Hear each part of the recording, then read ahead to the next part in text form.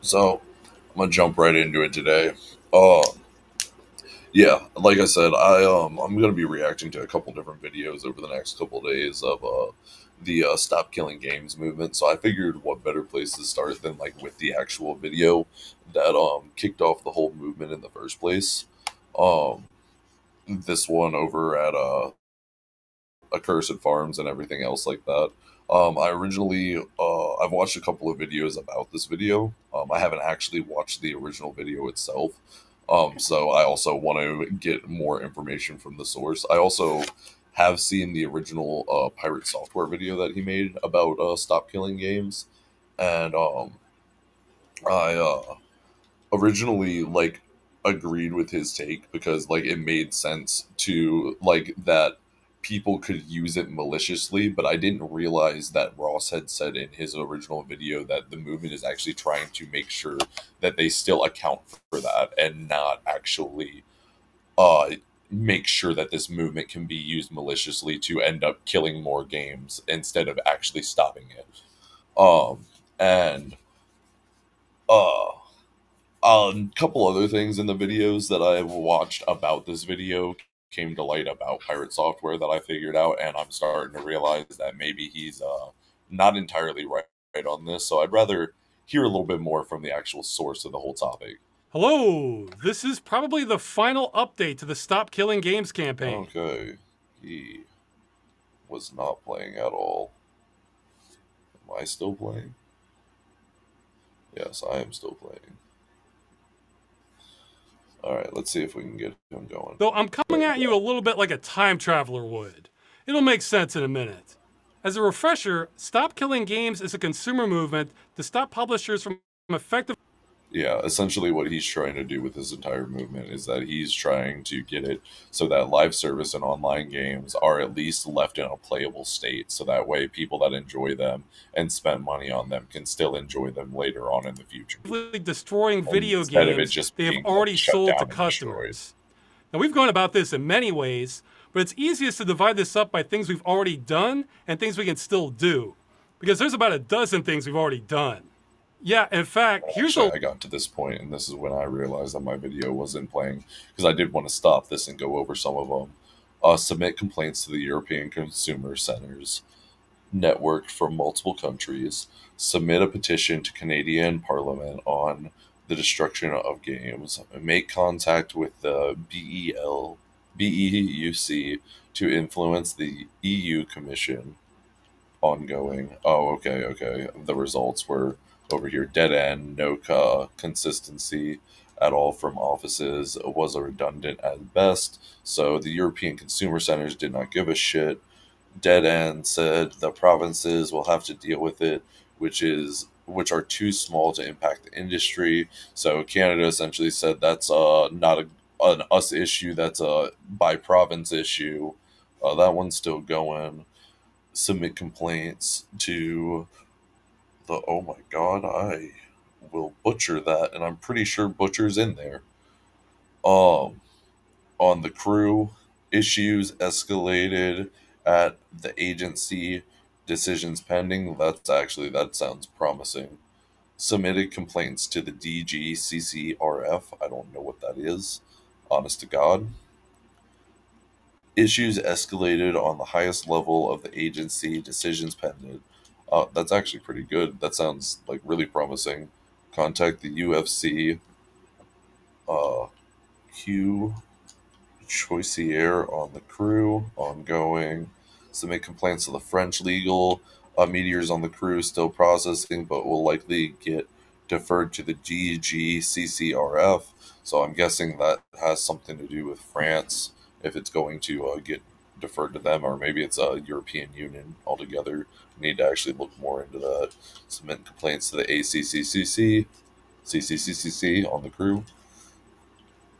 Issues escalated to the end at the agency, decisions pending. Submit a petition to the Australian Parliament on the destruction of games. Said they won't act. The ACCC should be contacted instead. So they tried to go here and then they contacted here.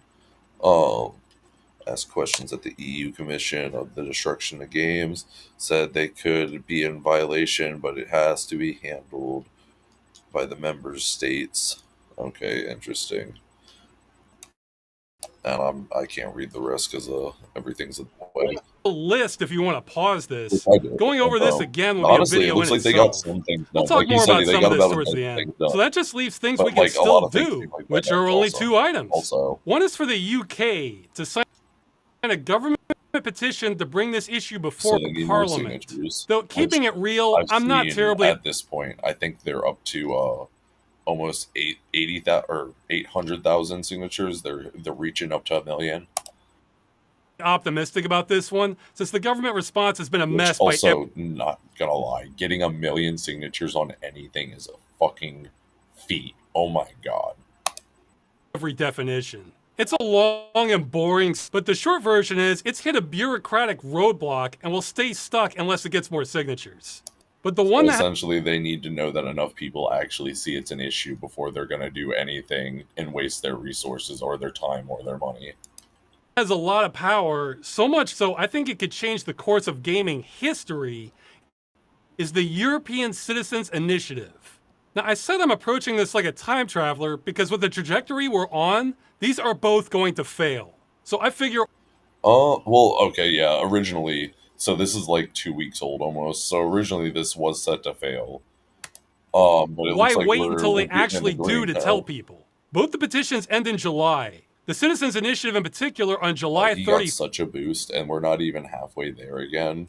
Or, well, we're closer to this one, but I feel like he can get it. Oh, shit. I feel like he can get it before the time's up. But this one, they got plenty of time. First. This video probably won't change the timeline. It's just a last-ditch attempt to wake people up on it. The European Citizens Initiative failing kind of stings. Again, this one is crazy powerful, but the hurdle we just couldn't get past was that it requires 1 million signatures from citizens of EU countries.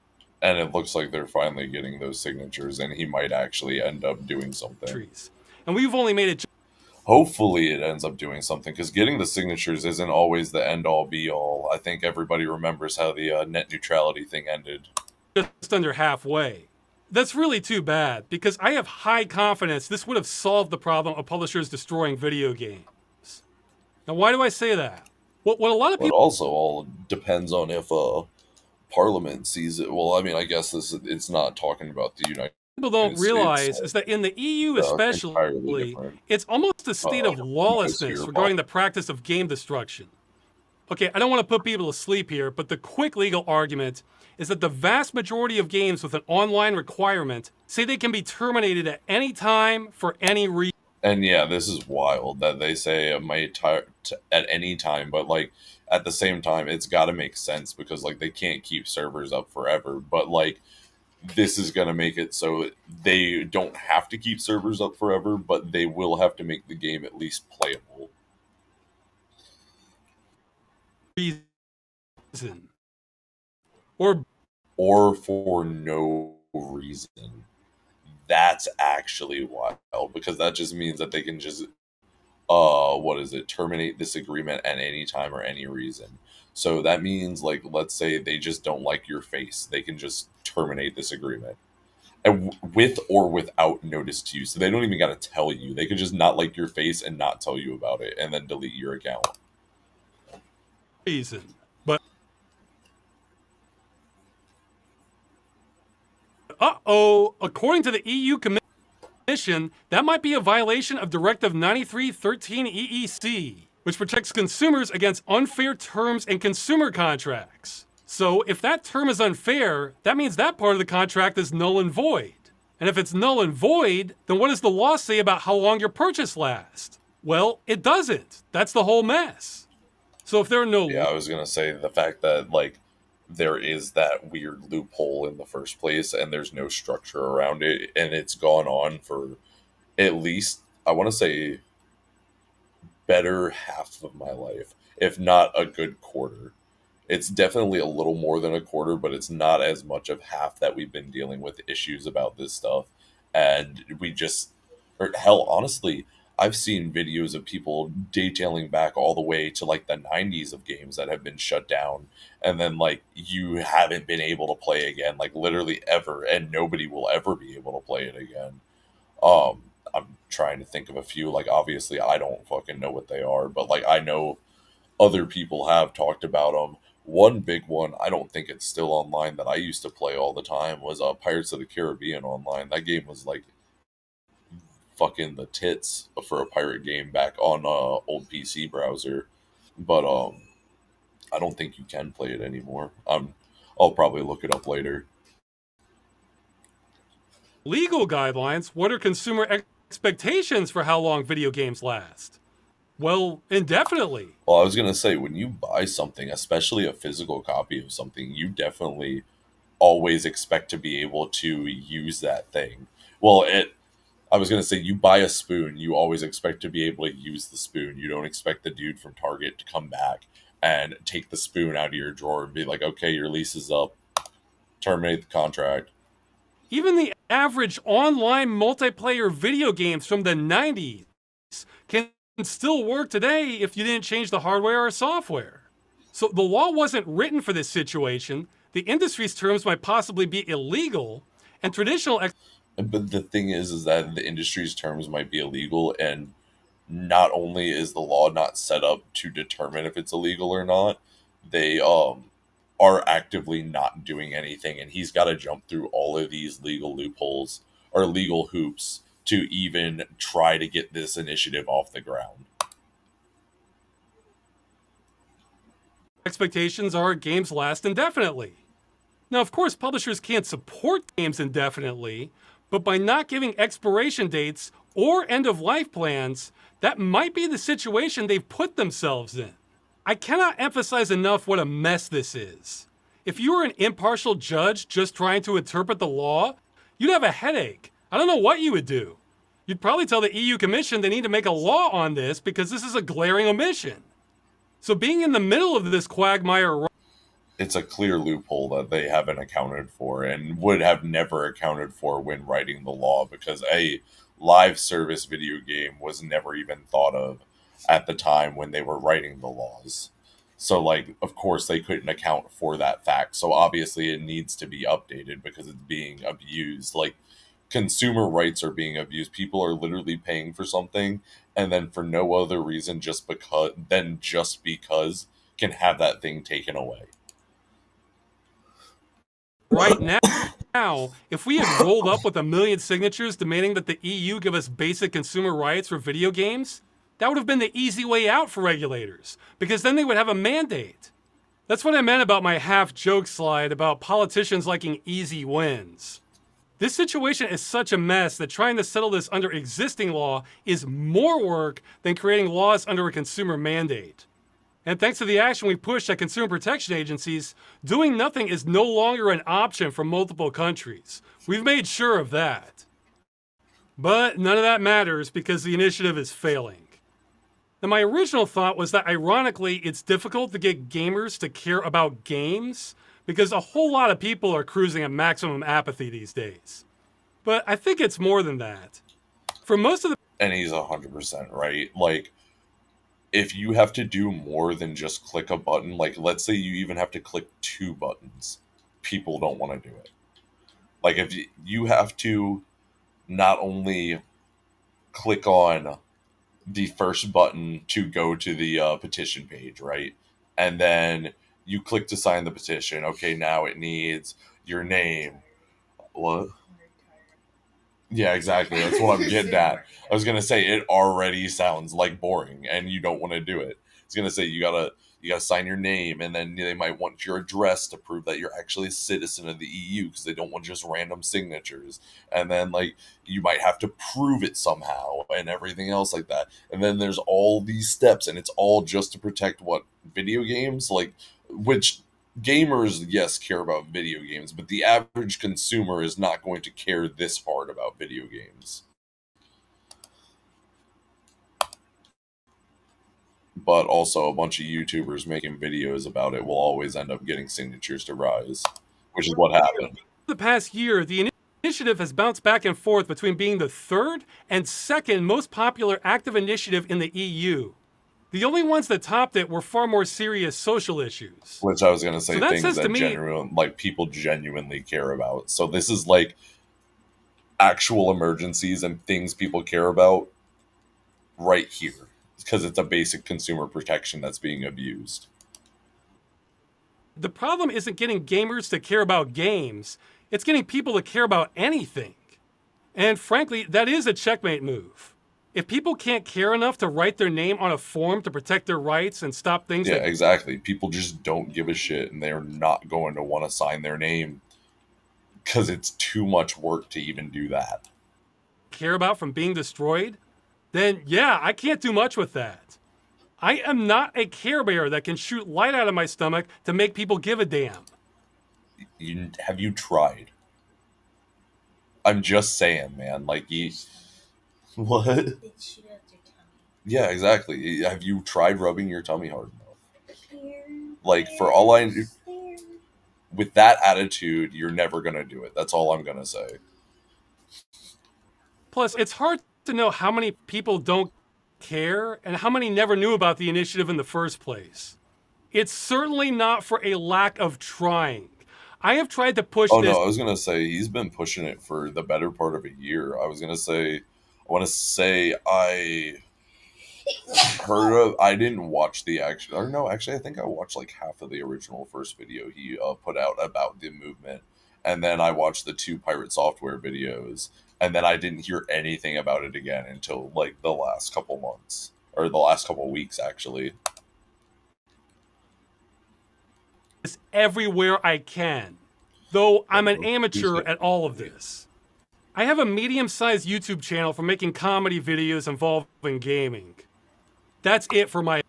That's at least something, though. Like, that was enough that a bigger YouTuber could see it and, like, start getting traction on it and helping him get harder traction.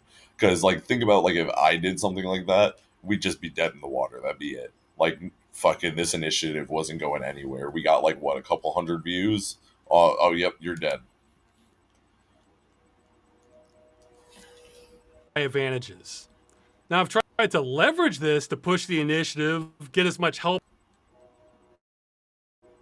as possible, but I've never been great at marketing and networking, really hard, stuff you need on a campaign.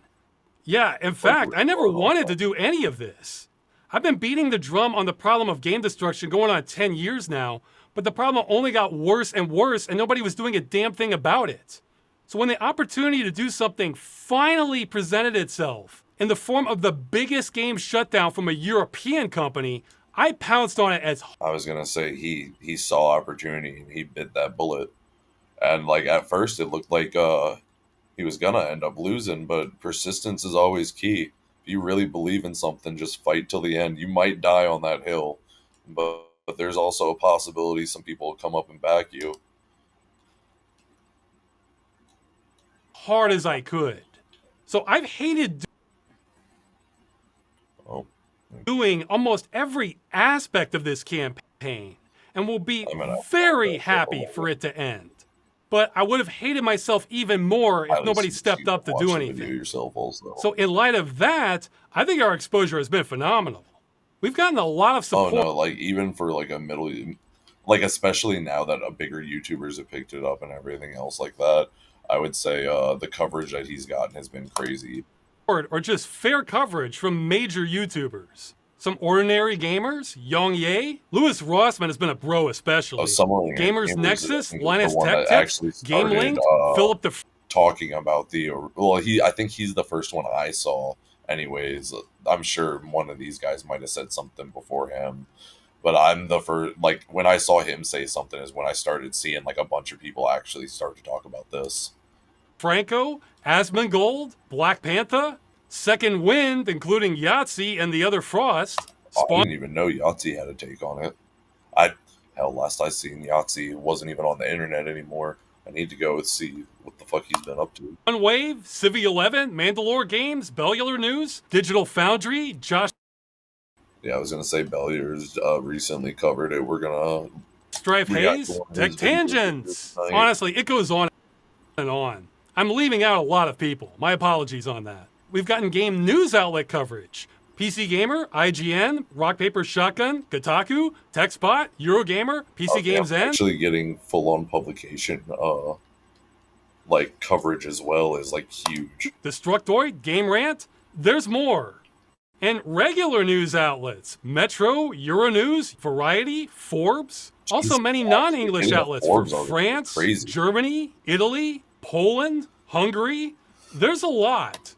To say his movement has failed is kind of crazy when you got this much people talking about it.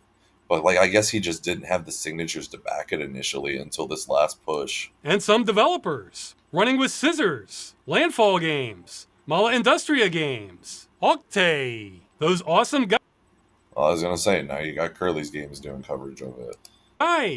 And developers of emulators like Dolphin, PCSX2, and PPSSPP. And some more indie developers I may have lost track of. I'm sorry. And this last one is hearsay, but it's my favorite if true. Developers from Ubisoft Ivory Tower. The people who made The Crew, which is the game we used to get all this action rolling in the first place. It wouldn't surprise me. Like, especially like if you hear someone's trying to preserve the thing that you literally probably, let's say, I don't know how long it took for The Crew to be in development, but they probably worked on it for, I want to say, at least like a good couple, like I want to say 5 years probably initial development, and then probably had live service development after that and added more content for I think up to like 10 years, I think.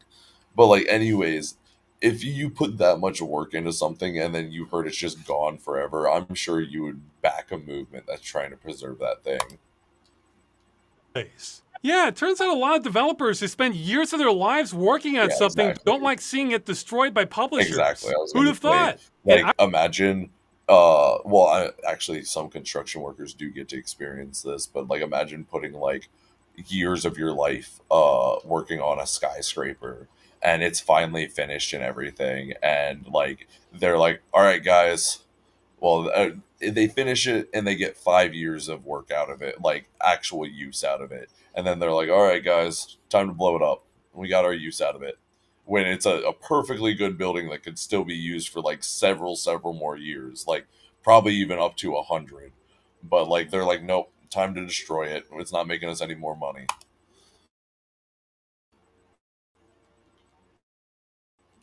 I've been saying yes to almost all offers for interviews, questioning, or any kind of outreach opportunities that came our way. I honestly don't know how many interviews I've done on this issue at this point. It's easily dozens, though not all of them were on video. One was even for BBC Radio.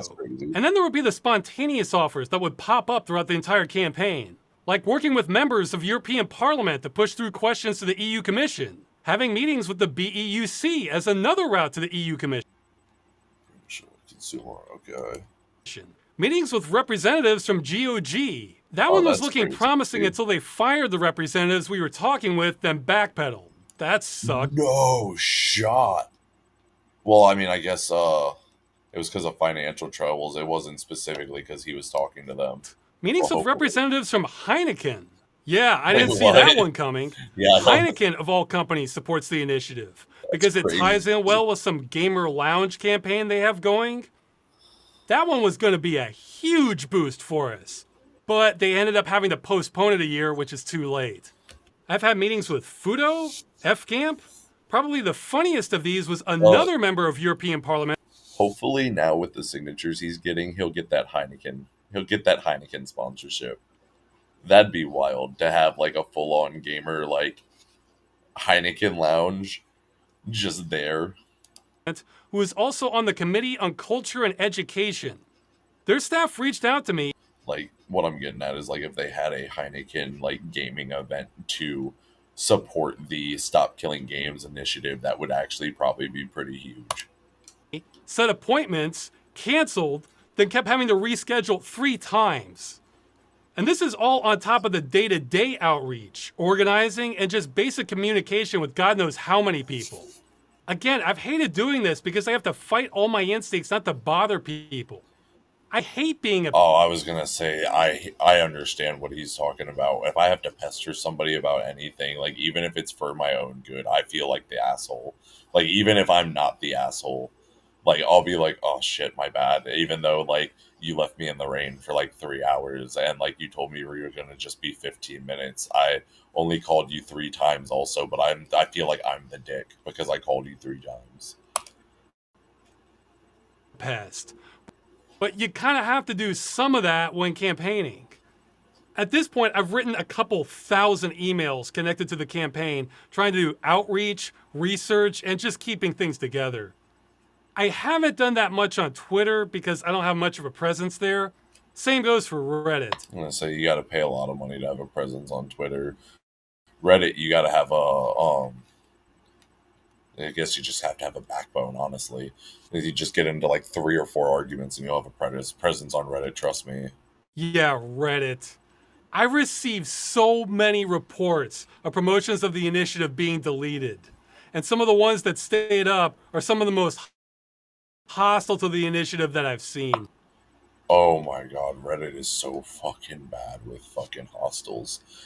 All you have to do is just post like, let's say you're like, "Hey man, I cured cancer," and someone would get on there and be like, "Thanks, my mom just died of cancer this morning, you fucking asshole." Like, and they would make you feel bad about it. Like, oh, it's just actually the worst. And like Yeah, you said, the amount of moderation also, you can't post anything anywhere without being labeled by an auto moderator as a advertiser. And especially like trying to get word out about an initiative like this, I'm sure like he probably was only able to get it on like a handful. I know, like trying to promote my games and my fucking YouTube videos and everything, like I get so much hate and like so many of my videos getting taken down and I just straight up get banned from so many Reddit boards also because of it. It's just actually kind of insane. yeah, isn't Reddit just a wonderful place to be nowadays? We did get a Discord launched where people could independently organize, so I wouldn't be bottlenecking anything if others had better ideas on what to do. Oh, that's I pretty believe good, currently they're actually. trying to contact TV stations about this in Europe, something I never would have had a clue how to do. That's exactly the sort of thing I was hoping would emerge. Yeah, I really want to emphasize that from the second the initiative launched, nothing had to go through me. It's been there in public. So he's just been trying to push it. He's just the figurehead of it, essentially. The movement, started it, but he wants other people to support it and take it further. Like this entire time with easy multilingual guides at stopkillinggames.com. We blazed a trail to make it easy for others to act on this. But that wasn't enough. So it feels like I've been running a rickshaw carrying people to the destination to save games, except it's breaking down halfway. The work on this has never stopped. I never wanted my involvement on the campaign to last this long. I kept hoping after launch, somebody with more reach and better at campaigning could just point people to the destination. Nah, man. Well, it did eventually happen now. Now that you actually ended up getting like you now have a narrative of someone trying to kill games on top of you trying to save games. So you have a clear hero and a villain, and it's a clear, easy story and an easy narrative for people to pick up and tell. And get it done. But no, I've had to keep hauling that rickshaw. Also, like I said, getting people to do anything that's more than 3 clicks and you have to actually type, like, the fact that you have to actually type your information, good luck. Just actually good luck trying to get people to do that. Not every week, but there have been many weeks on the campaign where I've been working 12 to 14 hours a day to keep things moving to Oh, get yeah, signatures. yeah. And the only way I was even able to do that was to burn some of my savings and put everything else on hold. I've been kind of stupid about this because it's our only shot. Again, this is an amateur effort. That means there's no staff and no salary. So if I need help with something and ask a volunteer to help with it and they disappear on me, That's it. Now you gotta do it on your own. It's big boy time. well, then they disappear on me and I need to do it myself. Or if I can't, then I need to hunt down someone else to help with it and hope they don't disappear on me. Meanwhile, my channel has been suffering, as my viewers can tell you. I'm stretched too thin. Well, I was going to say he's spending all his time on something else. He can't spend time on actually doing this part of his hobby. Now, I have been maybe fairly criticized for not running a fundraiser for this. There are reasons for that. The first... Well, I was going to say, making money off of doing something like this just kind of feels a little gross, but, like, at the same time, like, he definitely is going to need it to keep pushing the initiative the way he is. Until recently, I didn't know where we would spend it. People would say buy ads, but the initiative could be considered political, and YouTube doesn't allow political ads in a lot of EU countries, and neither does Twitter. Which, I mean, that's fair. I was going to say, if you don't want your ads getting flagged, because that would end up hurting the initiative more than helping. Twitch. Good luck reaching gamers without YouTube or Twitch. So taking money with no plan, that's a grift. And another reason is I am one of the worst people to manage that sort of thing. Financial... Oof. Well, at least he is man enough and responsible enough to admit that. I was going to say he could have just taken the money and just blew it all and been financially irresponsible, but instead he was like, you know what? No. I am a mess with my own finances. No reason to put that on everyone else. Paperwork is an Achilles heel of mine and seems to take me 10 times more effort than anything else. It's just about paperwork. I mean, I can do accounting, budgeting, math. That's not a problem. No, I mean having knowledge of all the obscure forms you need to fill out, what all the tax laws that apply are, what all the specialized terminology is, and just all the hidden rules. Okay, never mind. He's not a budgeting mess like I am. He can actually manage his money. Now you might say, just hire an international tax accountant for multiple countries. Just doesn't want to do okay, there goes a third of our funding then. So what are we even doing? I cannot emphasize how much I struggle with financial business crap like that. So the thought of me putting together a fundraiser for what might be considered a political fund that needs to adhere to laws in multiple countries, and if I make a mistake, that could be considered a crime? Yeah, oh, no. Sure. That's like asking somebody with severe dyslexia to write a book report on war and peace. I am the... You never know. They might fucking get it backwards, and you might get some philosophical stuff that's actually true. Wrong person for that job. But I've still been trying, to the best of my ability anyway. I didn't discover this until late in the process, that even though general ads were out, sponsored messages were still an option for some countries. And some mysterious benefactors emerged, offering to pay them. Well, one thing he also could think about is that you could, I mean, most of them are done through Google AdSense anyways, so you'd probably be breaking their... whatever it was, like political policy anyways, but you could probably go through AdSense and put it up on like GameFAQs and everything. But like actual gamers don't really read the fucking articles half the time anyways. So it's really hard to say if that would really 100% help you or not.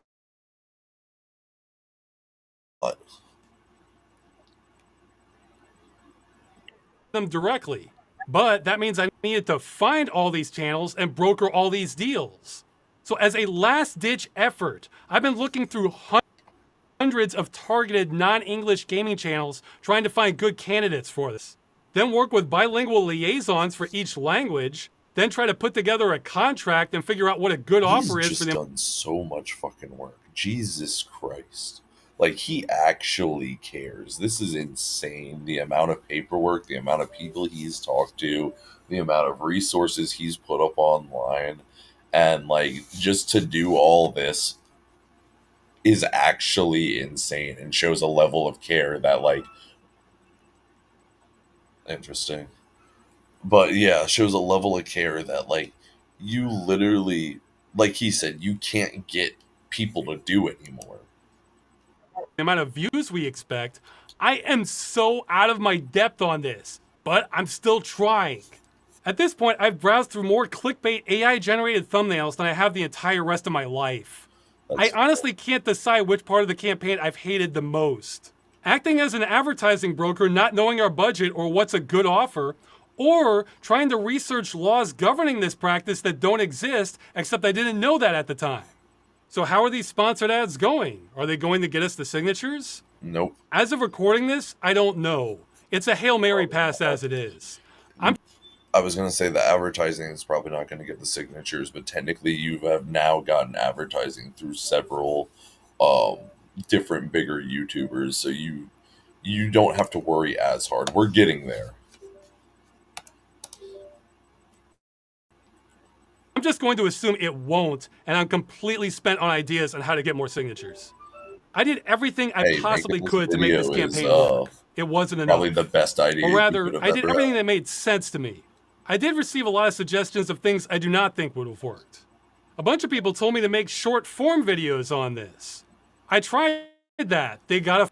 Actually, I was going to say it would probably be, well, I guess I didn't get that many views, but like that's still a decent amount. If he had done like at least like 2 a day, like 1 every 2 days, I feel like it's still quite a bit of like actual views you can get. A fraction of my usual views. I've been told make more videos on my channel saying the same thing. But lots of views on my channel doesn't help if it's all the same audience. Because people... Well, it doesn't, but like when shorts hit the algorithm feed, it mostly goes not only to your audience, but it's supposed to anyways go to more new viewers than your actual audience. I don't know what his statistics on his YouTube channel and everything look like. He could have a little bit more insight than I have on that. But like, what I would think is like, yes, saying the same thing over and over again is going to get repetitive, and your actual viewers are going to get bored of hearing the same thing.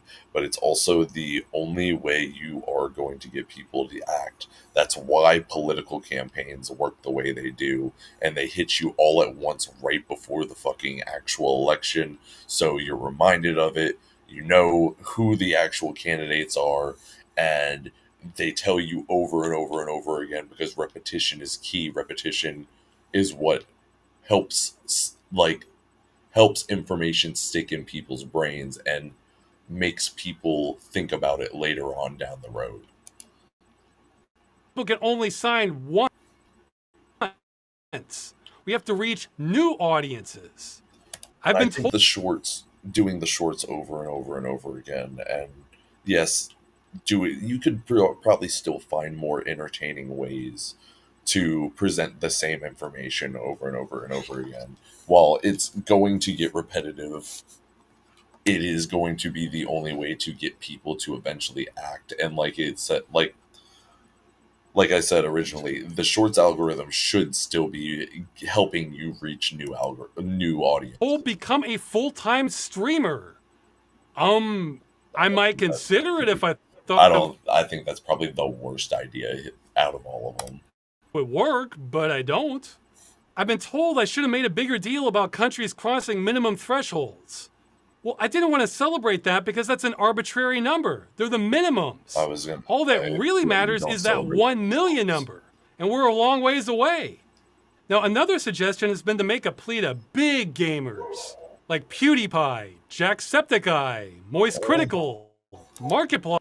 Well, it worked, so I guess you gotta say this advice was solid. Anyone like that? Well, yeah, I think that might be a great idea. Our biggest obstacle in the campaign has always been getting enough exposure, and they have exposure. I think any one of them could end this with one video and change gaming history. And they did. Problem is, I have no idea how to reach any of them.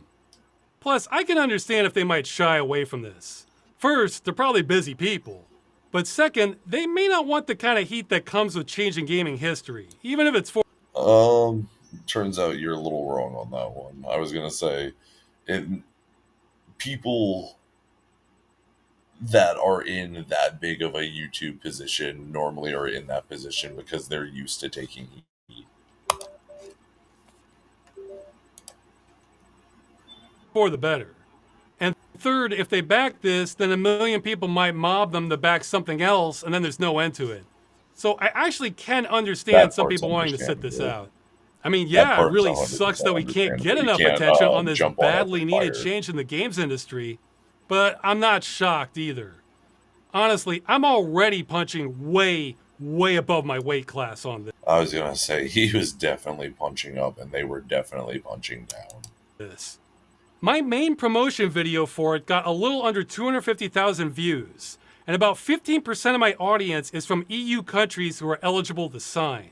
So that means I shouldn't have expected much more than 30 to 40,000 signatures from my audience, and we're over 10 times that. Oh, it's yeah, almost like a lot of people out there don't like. That's definitely, like, getting 10 times the amount of your actual audience definitely means that people care. Having their games destroyed. Anyway, most of the criticism I've seen for how I've run this campaign kind of comes down to be more popular. Yeah, sure. Honestly, it works. And it did work. Like, people are talking about it. Like, a lot of people are talking about it. Maybe everybody else knows how to do that. I don't. I kind of view that critique as similar to don't be poor financial advice. And that it's honestly solid financial advice. Like, I tried it one time. It was, like, the best ever. The only reason I stopped is because, like, acting rich is really hard and it costs a lot of money. And I'm poor. That's from people who support the campaign. For all the support and fair coverage we've received, there's been some opposition too. Though I want to say 80, maybe even 90% of people who are against the initiative are against it because they think it's doing something it's not. For example. Now, see, that's where I was. That's 110% where I was.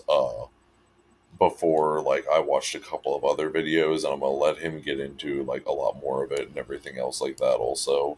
But I thought that this initiative was going to hurt the gaming industry more than it was going to help it. The number one criticism about the initiative that we've never been able to shake is that it's unworkable because you can't expect publishers to support games forever. And see, that's what I was all we about. know. That's why we've never asked for that. I must have said this 100 times now. It was written on the website from day. No, we are not asking that all.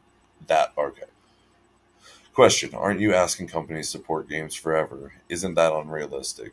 No, we are not asking that at all. We are in favor of publishers ending support of the game whenever they choose. What we are asking is that they implement the end-of-life plan to modify or patch the game so that it can run on customer systems with no further support from the company being necessary. We agree that it is unrealistic to expect companies to support games indefinitely and do not advise that in any way. Additionally, there are already real-world examples of publishers ending support for online-only games in reasonable ways, such as Gran Turismo, Sport, Knockout City, Mega Man X Dive, Scrolls, / Seller's Bane, Duelists, and etc. One, but this keeps coming up over and over. He said, and like I think I said at the beginning of this video, they don't want, like, publishers to have to just keep these games alive forever. They just want, once you're done milking everybody for money, just make sure we can still play the game over again. See, that's the thing. As soon as you say 3 words on requiring end-of-life plans, gamers especially will jump to some conclusion, and I never know where they're going to land. Ironically, non-gamers tend to be much better at understanding the initiative, because they're not coming with a whole bag full of assumptions. A couple other criticisms are how this would violate copyright law by forcing publishers to give up their intellectual property. No, it wouldn't. Some of you may want. The initiative wouldn't conflict with copyright law for 2 reasons. The customer would have no additional rights beyond what they were sold in the first place. The ability to run a copy of the publisher's game. The only difference between now would be the publisher would no longer be able to permanently revoke the license without the fault of the customer, which is, you just essentially get a version of the game that will run on your system, and they no longer have to support servers for it. Because the initiative focuses exclusively on the outcome, a working game, and not the methodology of doing so, source code, server banks, specific files, no specific demands for any intellectual property are being made to the publisher.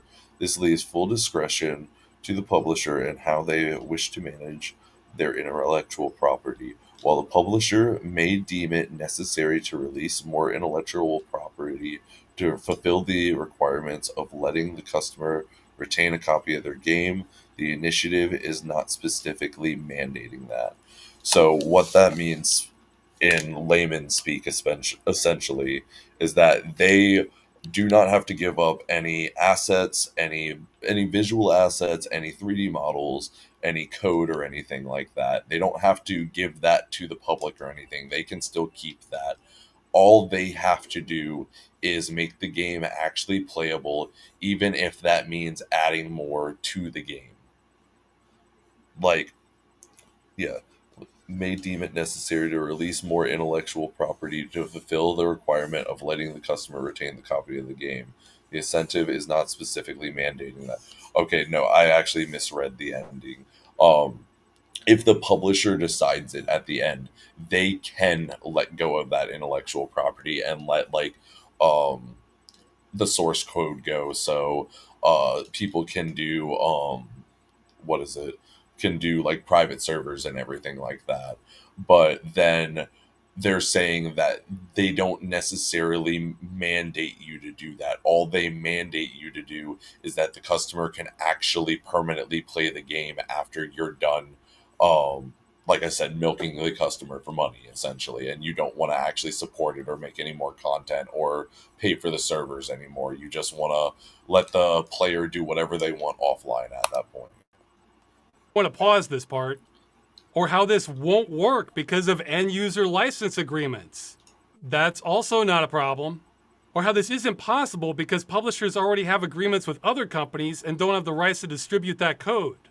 We're aware of that.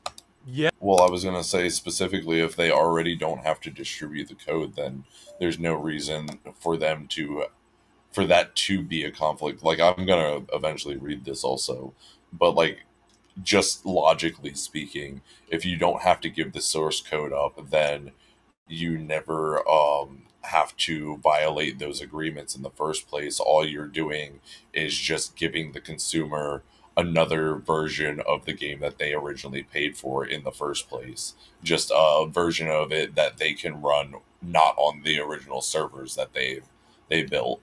The issue is in like one thing that is going to really like it's going to stop people from making these games is essentially what you're going to have to do is you're going to have to make two games, because making everything communicate with a server in code is completely different than just writing the game in code and everything. And like, so while it actually might end up being easier to make the offline version of the game,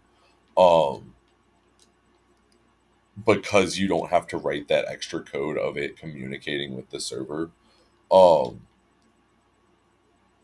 I, I don't even actually, now that I'm trying to think about it, I don't 100% know if you, there, I think there is, because I haven't done too much multiplayer coding. I mostly work on single player games. I did try to make a Tetris style card game, but it was probably one of the most difficult things I think I've ever done in my life. Actually, it was so frustrating. But what I'm getting at is when I did that, it was the way I had to code it would not have worked in an offline set like scenario and everything, and I would essentially have to reprogram the game altogether and create an entirely new game.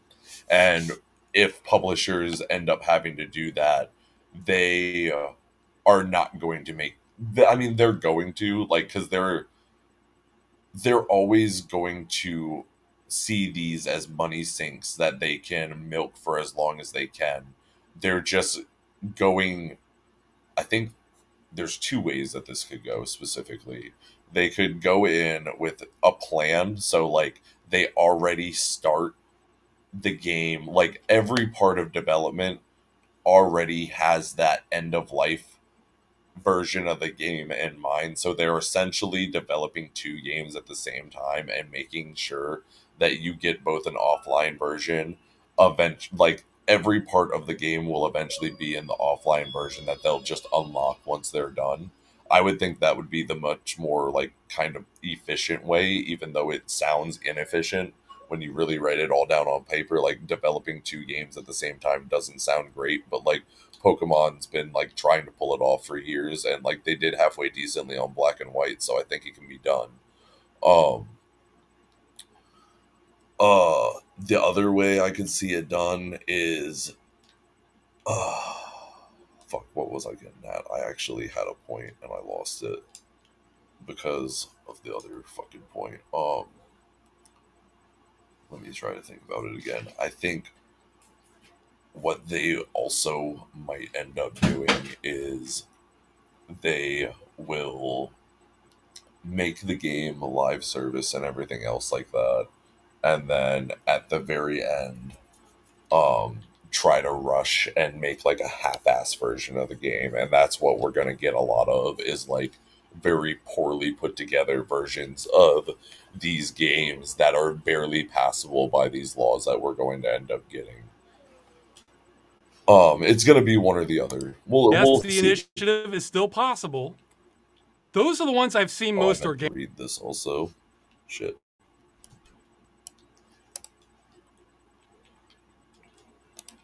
Also not a problem. Or how this isn't possible because publishers already have agreements with other companies and don't have the rights to distribute that code. We're aware of The terms of the initiative would still be possible regardless of any pre-existing deals with publishers that might conflict with it. Sorry. Because it is not retroactive, if passed, it would not go into effect until likely years from now, giving publishers time to make new deals for future games they wish to sell in the EU. So essentially, what he's saying is like it will be effective for the new development cycle. The old ones will kind of be grandfathered in a little bit on like a lot of their deals, or they'll be forced to make new deals altogether. Existing games where these terms would still not be possible. There are multiple options, but only the EU Commission could make a final decision on what would happen. Some examples are shutting down the game before the new directive goes into effect. That would really fucking suck for like a lot of them, actually. Exempting existing games from the new requirement and only affecting new game the sale. Yeah, like I said, grandfathering them in. of that. Yes, the initiative is still possible. Those are the ones I've seen most organically. Beyond that, there is a clear patient zero where others come from. Okay, I really don't want to do this next part, but it's He's getting into the messy part, the nitty gritty, the one everyone's talking about. become a liability for the campaign for me not to. He's not wrong either. Like, I bought into it. Our biggest critic by far is YouTuber and streamer Pirate Software, who goes by Thor. If your only exposure to Stop Killing Games has been this video, then you've been misinformed. See, the thing is I watched his original video also, and I don't know why I didn't also pick up on, like, him talking about how it's not going to end up hurting it. Like, I fully bought into Thor talking about how it's going to end up causing publishers more harm than good, instead of actually just listening to his original video like I should have. This video is by someone who does not understand the campaign, has been trying to stop it, and has been making up what it is about. I am not saying that lightly. I will prove it in a minute. Now you might be thinking, okay, so some YouTuber got something wrong on the internet. So what?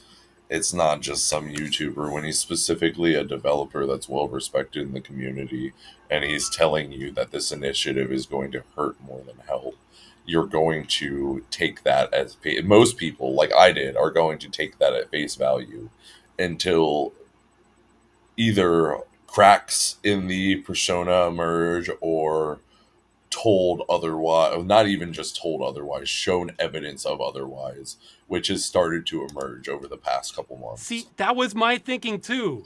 The problem is how incredibly influential this YouTuber has been.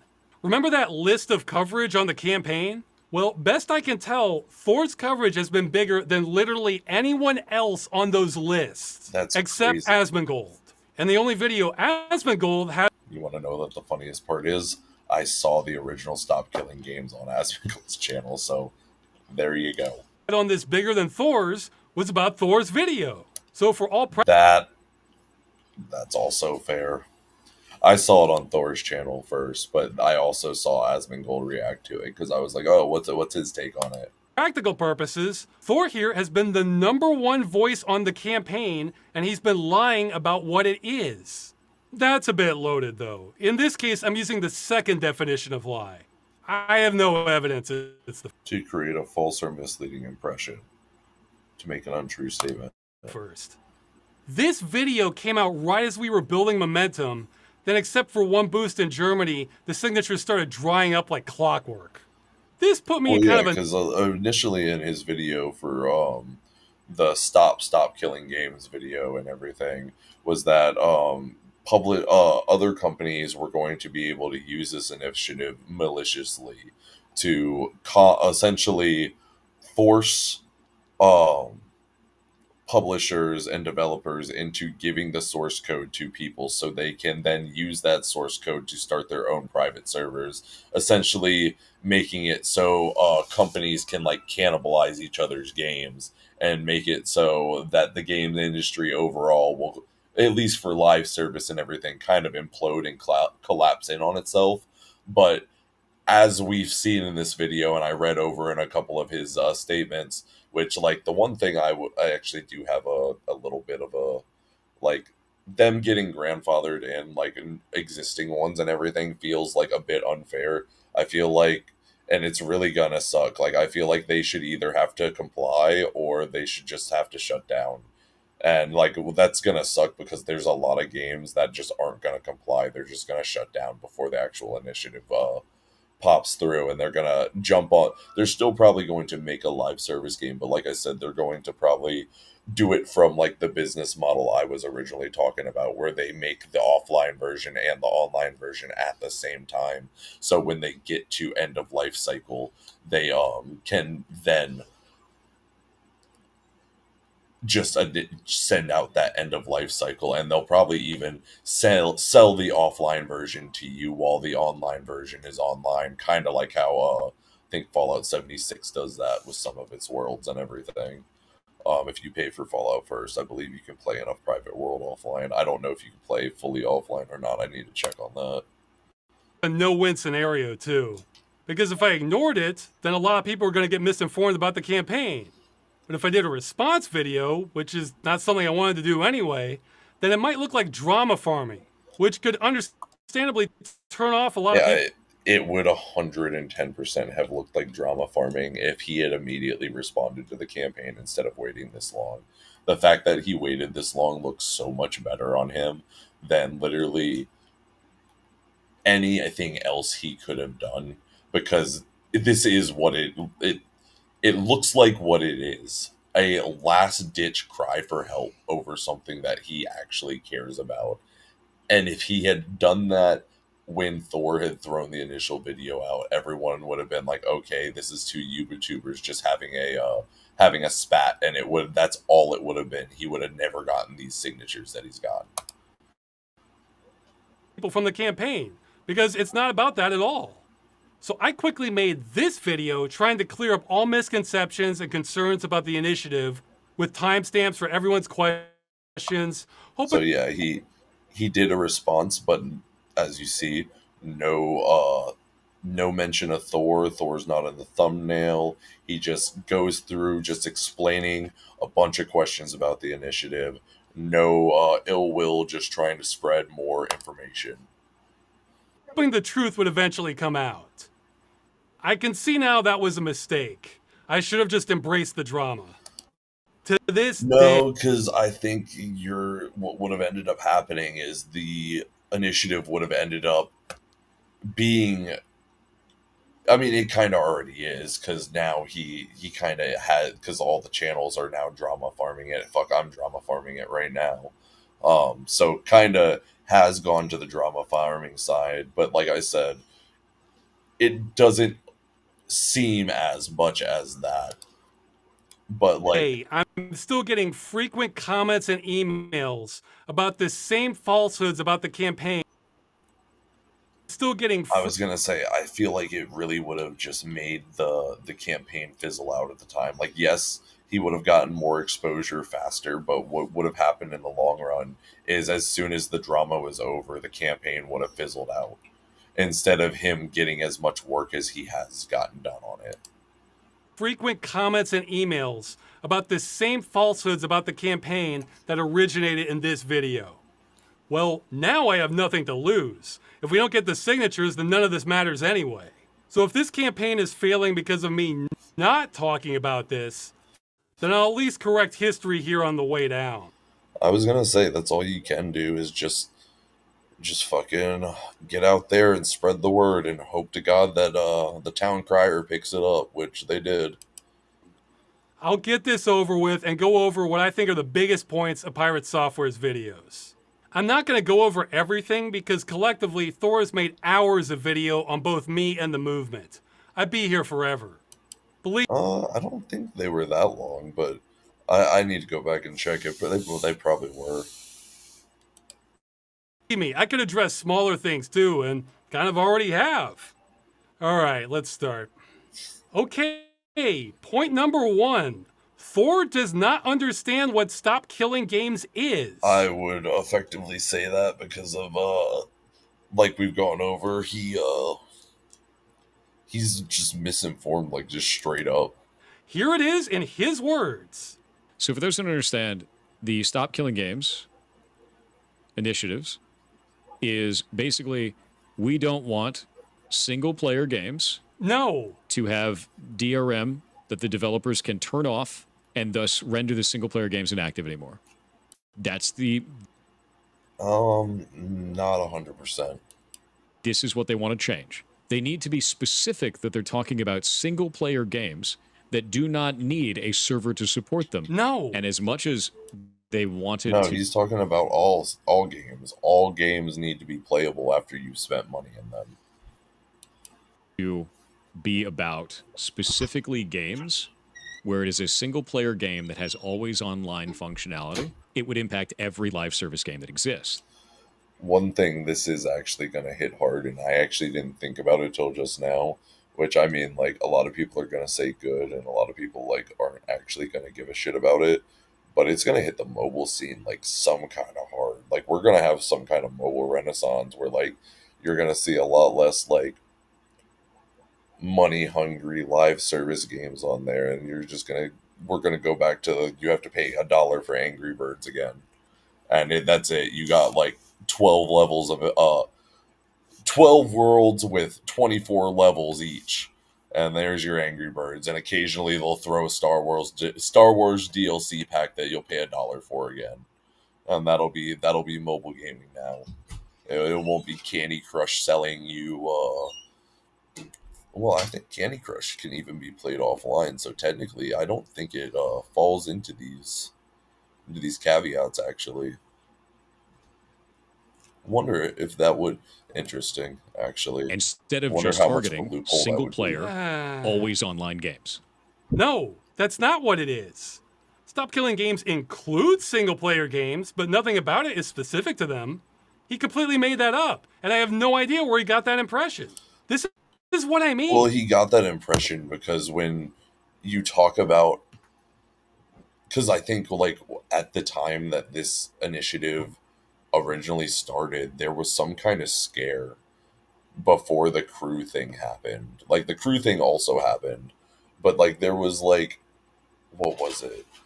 It was like a game came out early or something like that, and people could actually play it like on their actual, like I think it was like PlayStation or like Xbox or something like that, and people were actually in the middle of playing it, and they were like, I think not only was the publisher able to stop them from playing the game actively, like while they were on their own console, but I think they were also able to delete it from their console. Are you okay? Are you okay? Yeah. Oh, that hurt. I know. I saw. She's a bitch.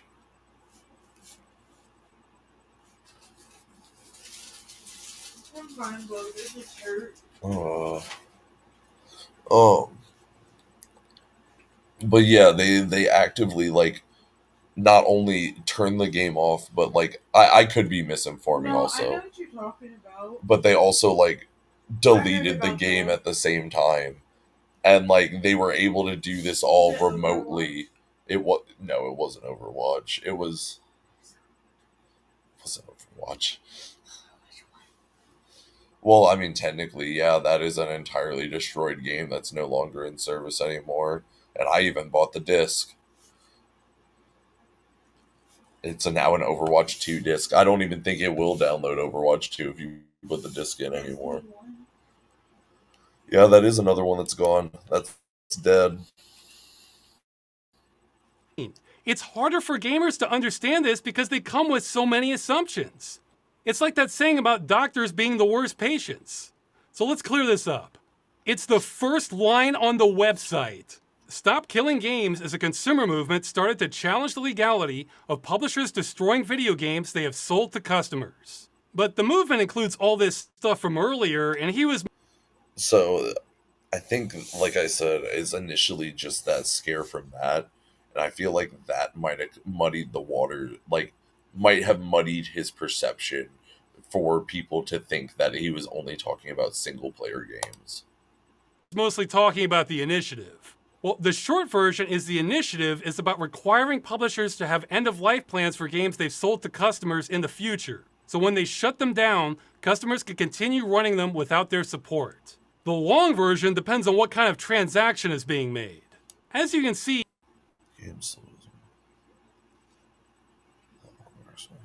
Games sold as a one-time purchase with no stated expiration date that do not require a connection to a publisher affiliated parties in order to function at the time of shutdown. No impact. These games will already games sold as one-time games that are completely free. No impact since no commerce is involved. Requirements on completely free games we see as overreach. I mean, that's fair. If you're not making any money, like, why are you trying to regulate me? Microtransactions for games sold as one-time purchases with no stated expiration date. Publishers would be able to be required to implement an end-of-life plan with supported ends. If the customer microtransactions would not be permanently disabled, this would... Okay, so they can't take away your microtransactions, and they need an end-of-life plan if the game doesn't already have one.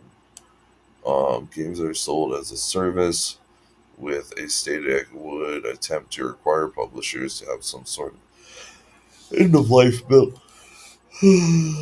Like I said, and I feel like from here on out, they're going to develop it simultaneously, and you're not going to see as many of these games, but when you do see them, they're going to be like, they're going to have to be damn near flawless.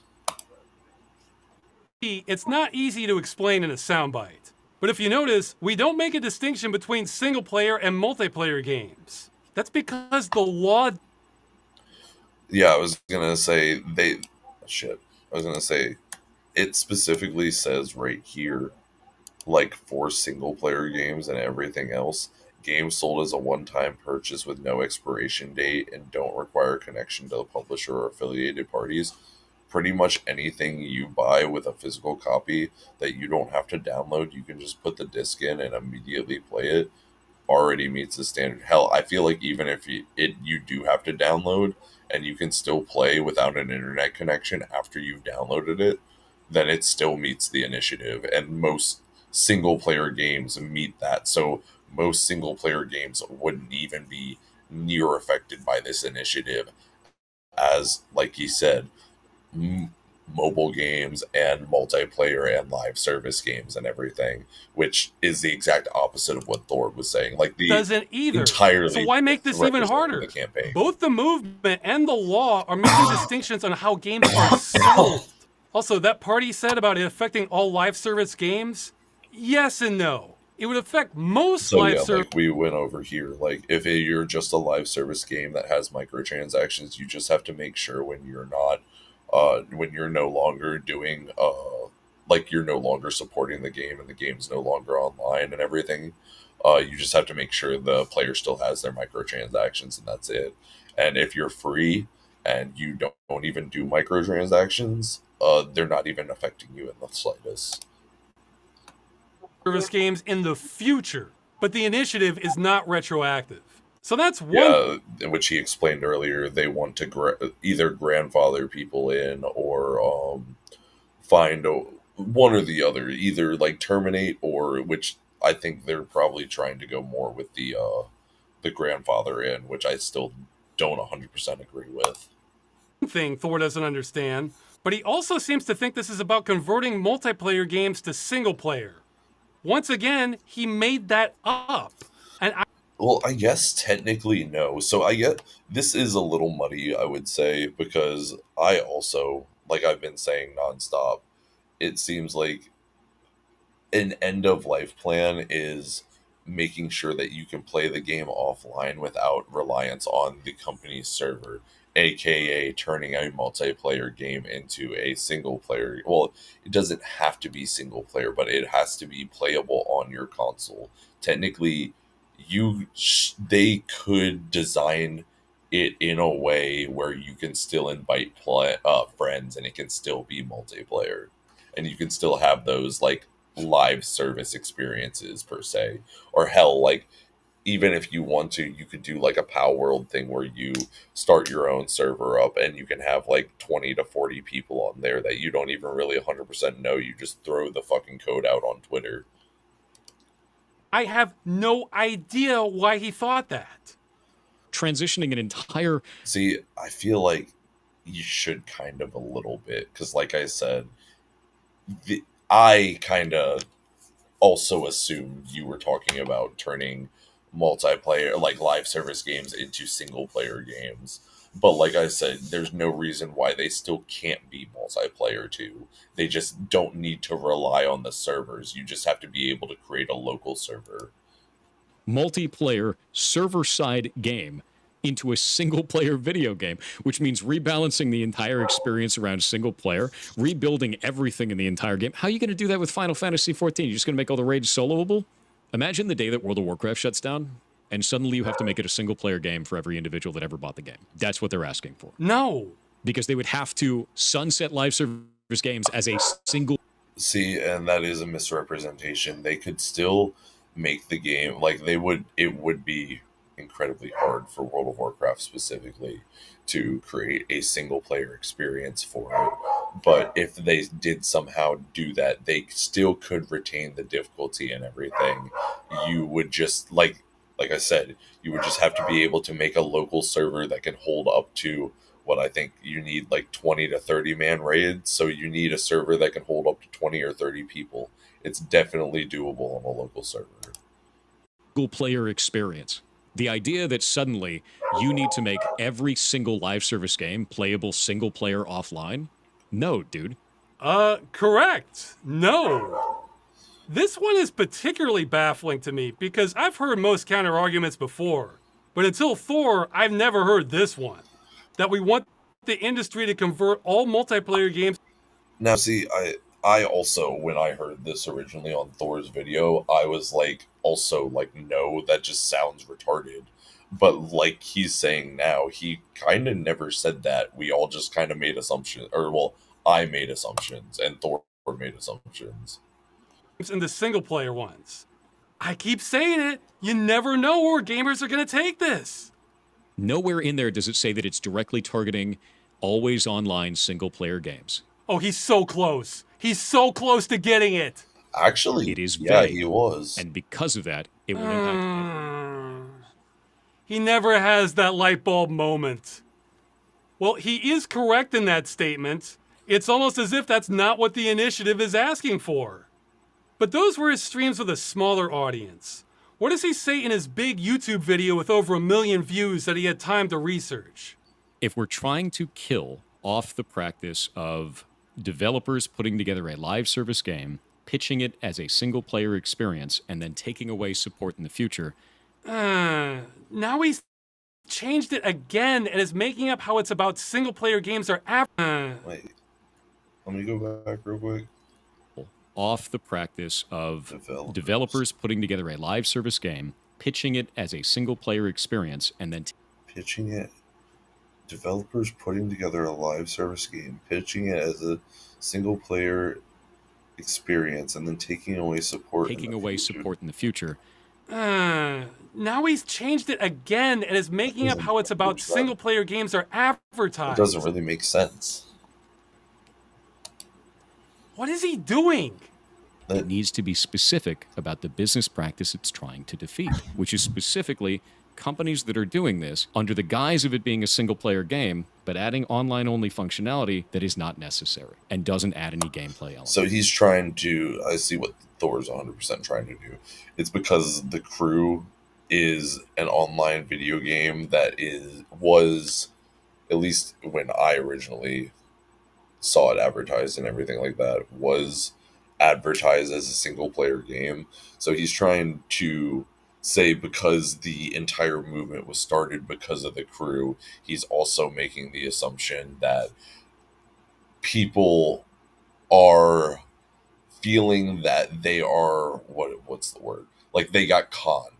He's making the assumption that people are mad because they feel like they got conned out of a single player experience when in reality they got sold a multiplayer experience.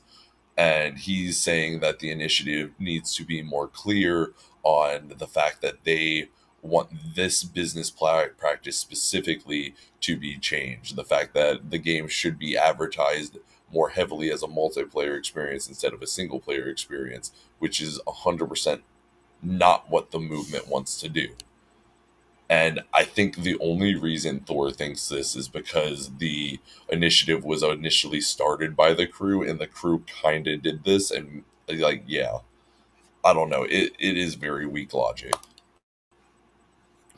That's the problem. No, that's not it at all. And there are some people that will say, well, just make it all single player. Like well, you? I'd explain that doesn't make any sense in the first place. If you're making it all single player, you'd have to carve off all of that, and it's developer time and money. These are two different ideologies, and that's okay to have two different ideologies. I just won't agree with it. But no, like I said, it will be double the developer time. Like I said, if this does go forward, I do 100% believe we will have developers that will start developing. Like, these games won't stop being made because they still make enough money to afford the development of 2 games. So they are going to do it because the game is always going to make a buttload of money, like a shitload of money. But it is going to now take more time. Sorry about that. Like I was saying, I was literally just in the middle of saying before I had technical difficulties. Yeah, they're going to make these games because it's always going to end up making a shit ton of money in the end. But they're now going to what you would call it? Oh fuck! I can't believe I'm drawing another blank. But yeah, they're always going to make these games, but now that it's going to take 2 times longer to get new content out to people, because now they have to make both the offline and the online version. And I think they're even going to use this further to make more money, because what they'll end up doing is they'll end up selling the offline version to people that don't want to play with a shit ton of people. They just want to play with their friends. So they'll sell the offline version where you can get like 10, 15 friends together and all just go fucking explore Azeroth by themselves. Like, I don't think World of Warcraft will have to do this. They'll end up being grandfathered in, like, is like the big deal, like, will be the big thing. But like, moving forward, if anyone wants to make one of these games, that's what's going to end up having to happen.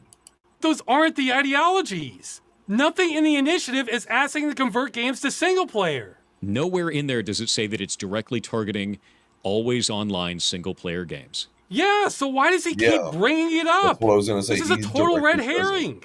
If we don't like the idea of live service games as a whole, I get it. Don't play live service games then. Don't agree to those.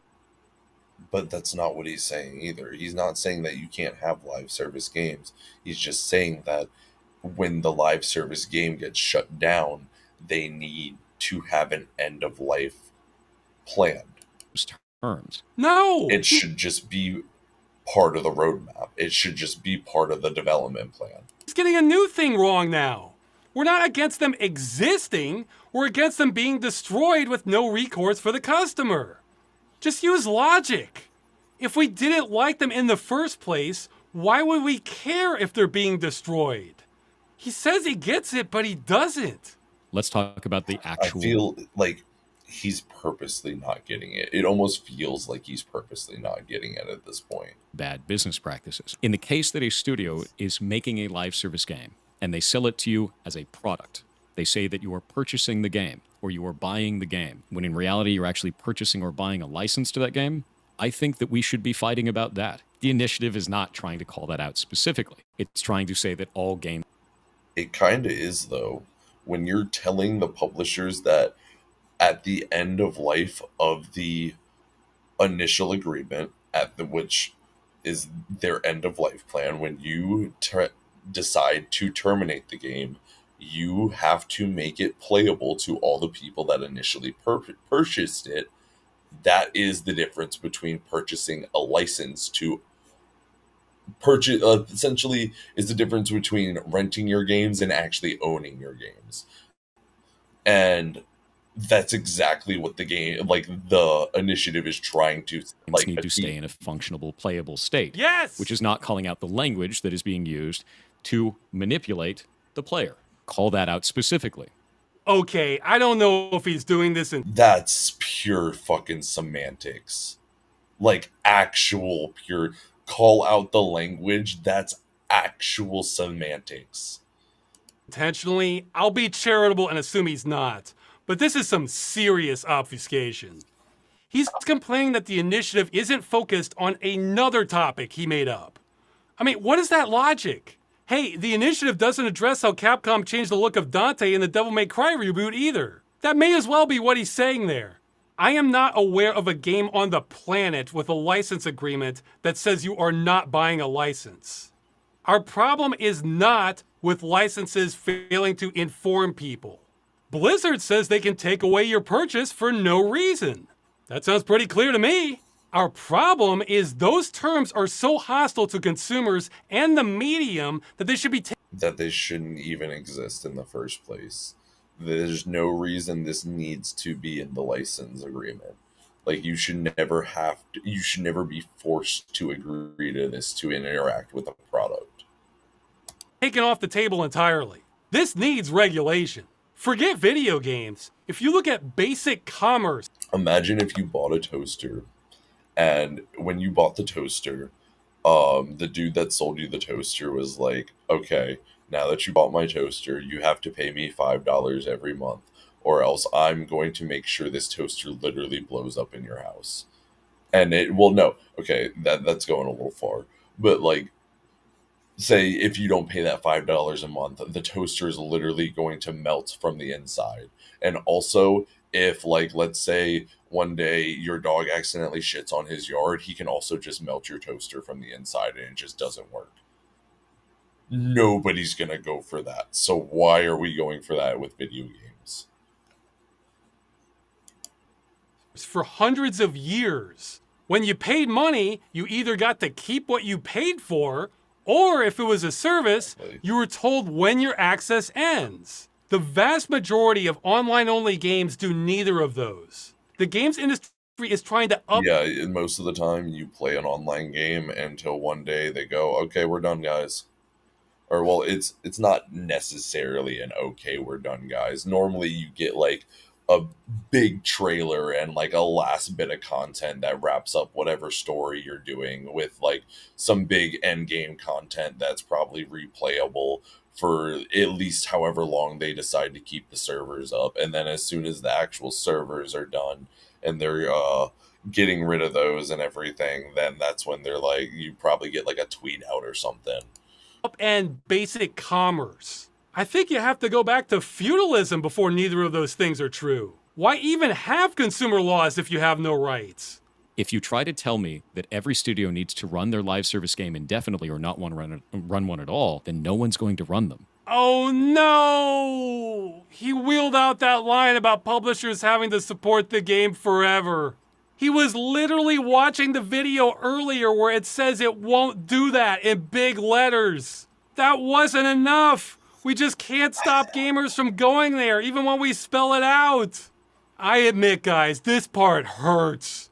To see the biggest voice on this issue get it wrong again and again and again, then put that same wrong in.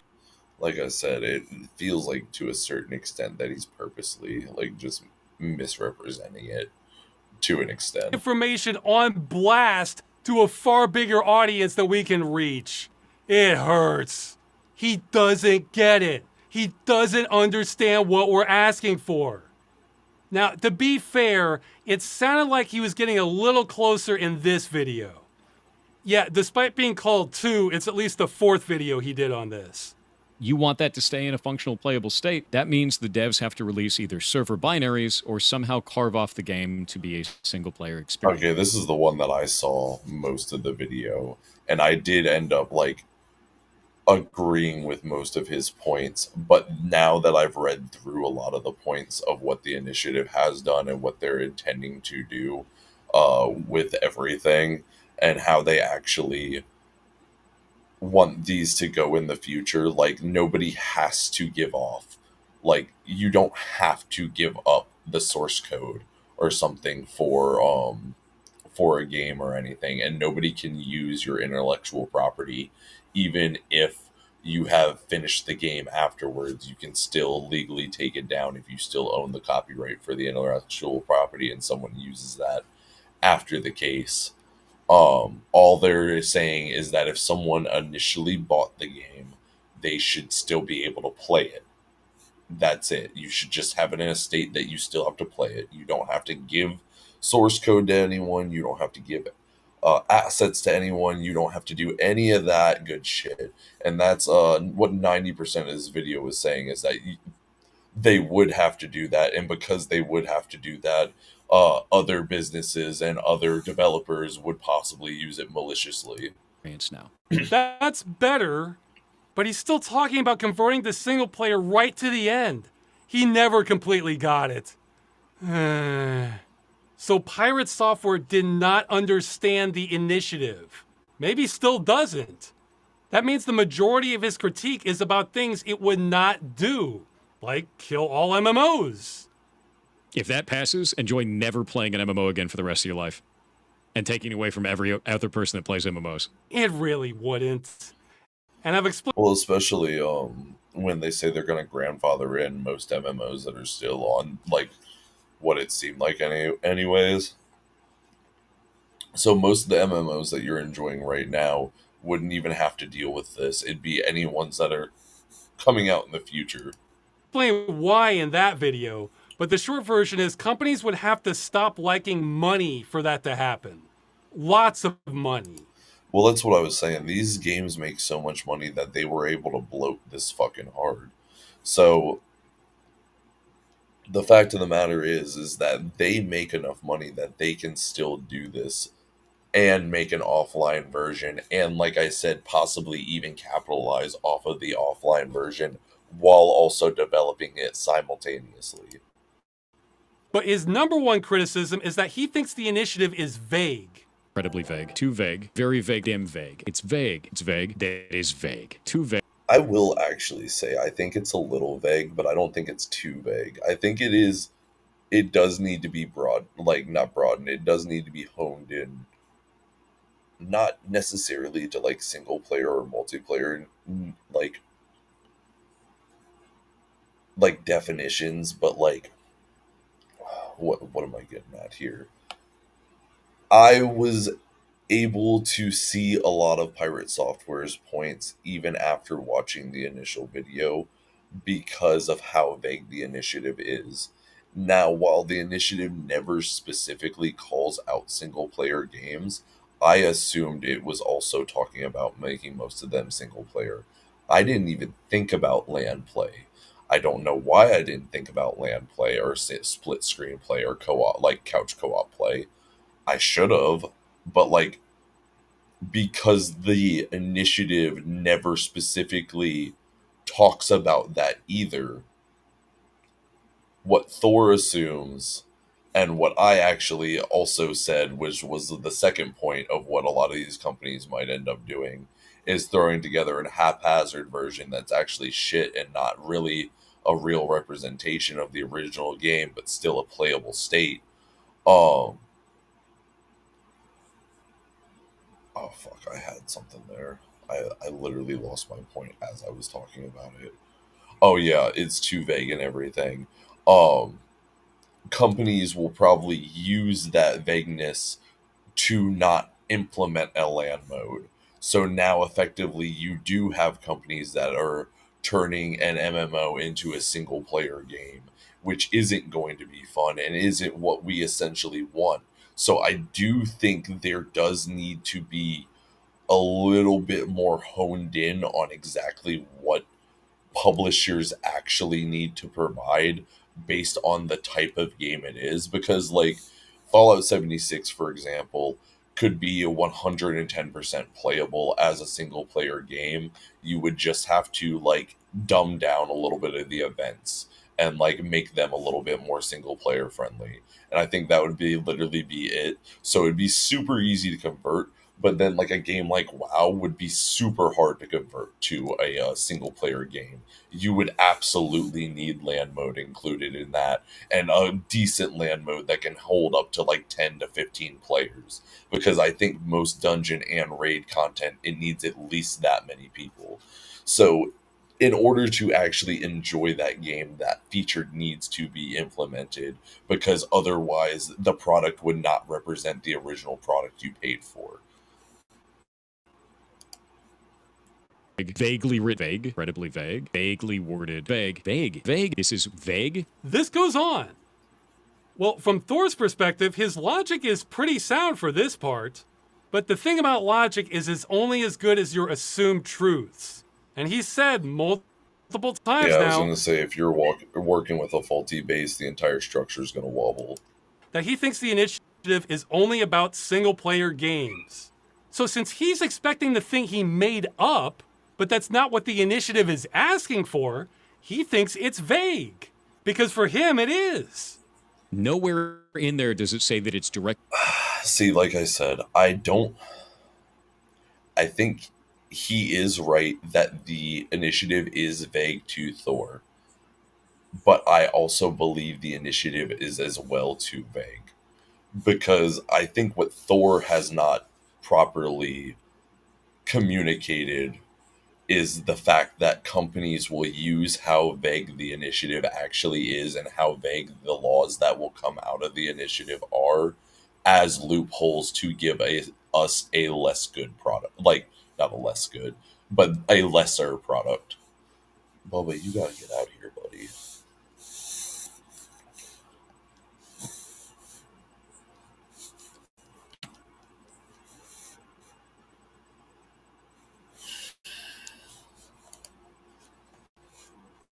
Directly targeting always online single player games. It is vague. Yeah, in fact, if we look at that long definition again, let's add a subsection just for Thor. Single-player games with an online DRM check. Those would already fall under this broader category. So Thor is... Games, oh no, it's about... Yeah, see, I thought they more fell under this one at the front here. But, yeah, so essentially, this also... like I said, I feel like it falls more under the very first one. But like I said, also, when we were going over it initially, when I was reading over it, it's already covered in his original points. He's expecting this. Again, I don't know why, but instead he's seeing an initiative that covers all of this. That's why he calls it vague 50 times. The thought that we want what we're asking for and not the thing he made up seems to have never entered his head. The initiative... Well, the thing is because he assumed this. He assumed this because of how, unfortunately, actually how vague it actually is. It doesn't specifically state that you're talking about leaving the multiplayer games in a multiplayer state. We're never talking about local servers. We're never talking about a LAN mode. We're never talking about like couch co-op. We're always talking about just making sure the game's in a functional state, and these companies will use and abuse that.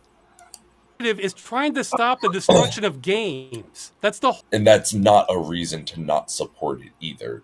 It's just a reason to maybe refine it. That's all.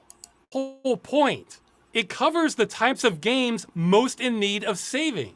If we only covered this tiny subsection, that would save maybe 1% or less of games that get destroyed. This would do almost nothing. I'm not saying there isn't one, but I literally can't think of a game that meets this criteria. Most Nintendo DS games, like the 3DS eShop only games, would fall under this. Every game I know of with single-player content that's been destroyed has been... Like they, well, I mean, I guess technically it would actually fall under this, but like it before the eShop shut down, like I guess all the game, yeah, actually, what is the fucking, I guess technically because you can download all the products, the actual store being shut down isn't as much of a consumer, what's the word? I'm blanking on the word. But it doesn't hurt consumers as much as, well, I know it definitely hurts consumers, but like not as much as like if the DS just never ran games again. You know what I mean? Like you can still always go out and get physical copies, but I know there are probably games that were only on the 3DS, on the eShop only, that you could only download online, never had a physical release, and as soon as the eShop went down, they were probably unplayable. Like you probably can never touch those games again. They're unthought of legends now. Designed to run server-side, not locally. Older ones like that tend to have the DRM cracked, which is not an ideal solution, but that does stop game destruction. And newer ones with the Nuvo or something tend to have it removed by end of life. So I say less than 1%, but this might save 0% of games. I'm not sure. The initiative is actually not that vague. Though to be fair, some people did get hung up on this part. A reasonably playable or functional state. True, that is not... Like I said, that is not specific. That has to be honed in more. Like we gotta be a little bit more specific there.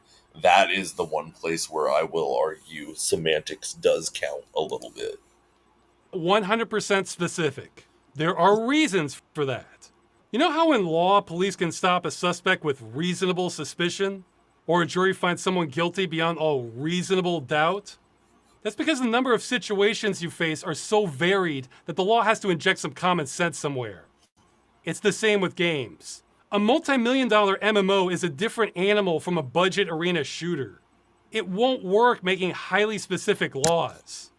That's one half of it. The other half of it is this. I mean, that is a fair point. That is a very fair point.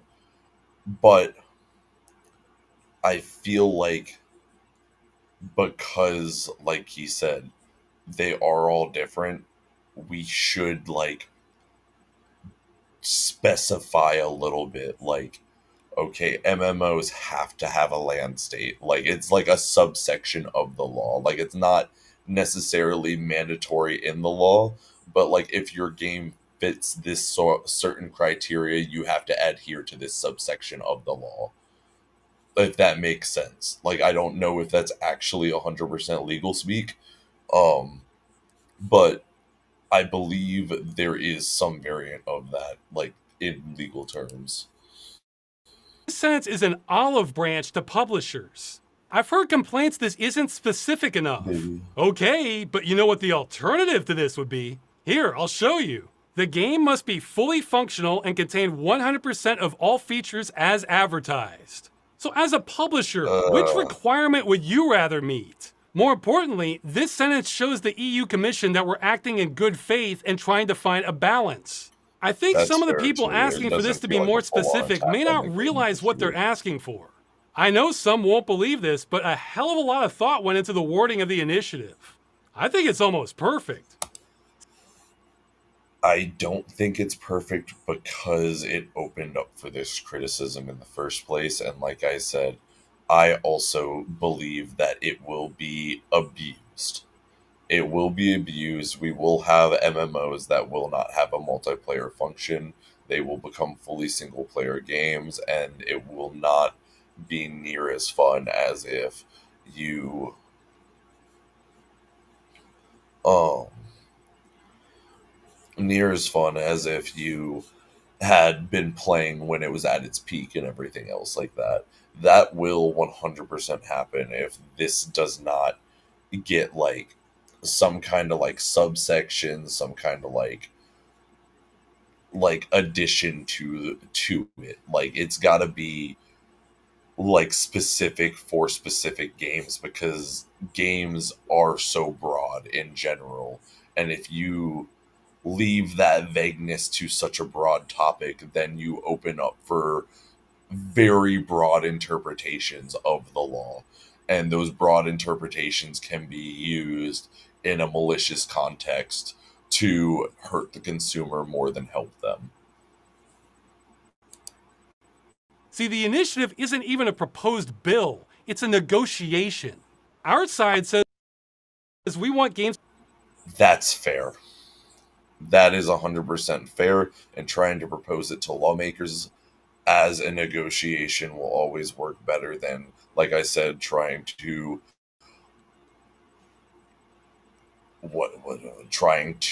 word it as an attack necessarily on the game industry in general. I just feel like it needs to be a tiny bit more specific to specific genres of games, because I feel like it will actually end up To be functional when publishers end support. So they need end-of-life plans. The industry's position is going to be against whatever we write and claim they need no regulation whatsoever. Then the EU Commission gets to decide who is more in the right here. The Citizens Initiative is the opening offer in these negotiations. Trust me, the industry worth hundreds of billions of dollars will make its position known to the EU. We don't have to make their case for them. For this negotiation, I was going to say, they will show up. They will show up to court. Don't worry. Good. That's why we're straight and to the point for what we want. Then the industry will argue against that.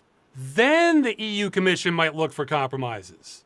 You don't start a negotiation with a bunch of compromises, because then it will get so watered down you won't save anything. Oh, and that long definition list are actually logical extensions of the simpler language used in the initiative. It's actually kind of... Actually, let me go back on that one. Why we're straight and to the point for what we want. Actually. Then the industry will argue against that. Then the EU Commission might look for compromises. You don't start a negotiation with a bunch of compromises, because then it will get so watered down you won't save anything. Oh, and that long definition list?